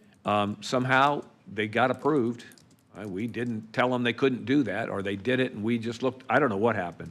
But, again, those are things that just happen, and all of a sudden now we're these beautiful, majestic trees, some not healthy maybe, but some healthy have to go. I just think we'd be a little more proactive in the beginning. And so I've vented, and now I'm going to make some calls and listen to some people that are not going to be happy. So anyway, that's all I got. Anybody else? Commissioner Nowicki? Kelly? Kelly? Oh, sorry. Well, while you're already up here, and I guess I wasn't thinking of bringing it up, but the Madeira Beach access, that's been fenced off after the hurricane. Is there any updates on that? That's the parking lot that I was talking, the Madeira, the county lot? Yeah. Yeah, that one is scheduled, so after we complete Sutherland, we're going down there and we're repairing Madeira. We have, the Parks Department, that's the Parks Department asset, we do the work for the Parks Department. But right now, I believe they're allowing Madeira Beach's contractor to utilize it for access.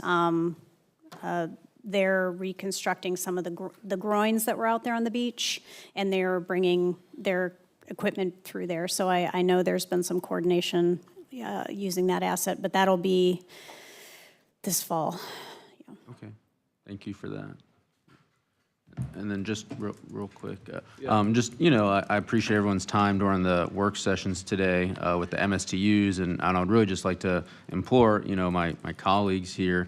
I know Christopher Rose, sent an email to all of us with, kind of line item budgets for these MSTUs, and I would really, encourage everybody to really look at those over the next months while we're looking at budgeting. You know, a lot of these budgets are, you know, some of them are padded with these line items, you know, tens of thousands or hundreds of thousands of dollars where they're not actually spending, you know, the money that's allocated and big reserves on some of these. So I just think it would be prudent during our budget session coming up, when we start getting more detailed of where we're going to be going, that just be prudent to look at, you know, if we're able to trim any of those potentially because they're not spending the money.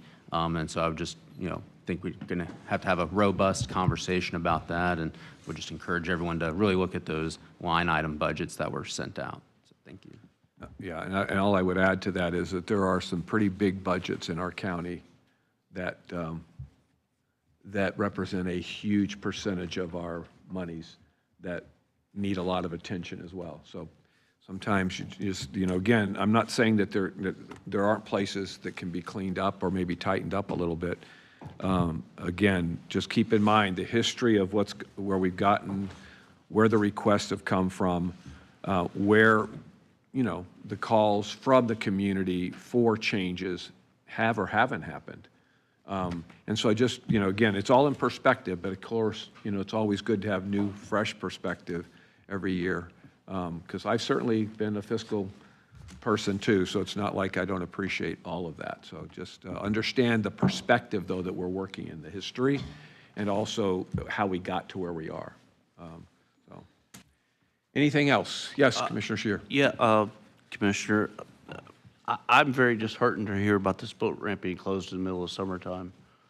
I appreciate you bringing it up, because that's kind of like restriping a intersection in the middle of rush hour, and it's going to be a lot of people are going to be disappointed they can't get, you know, saying drive your boat down to Seminole on a trailer in the middle of, you know, 19 says. Well, there is. And I'm not even, again, and I'm not saying it wasn't presented, but, you know, we get a lot of things presented to us. I'm not even sure what's being done there that's so different, but, and again, I think phasing, I mean, it happens everywhere, that you can keep access going. If we closed communities down to finish a paving project for 3 days, you couldn't do it. So they, you know, you work through things. It's just details. And I'm not saying this is the same, but sometimes maybe an extra 2 weeks for a project, but still allowing access somehow, you know. But anyway, so I appreciate the comment. I agree with you. Anything else? Thank you, everybody, for your patience today as we got through a lot of stuff, and we are adjourned.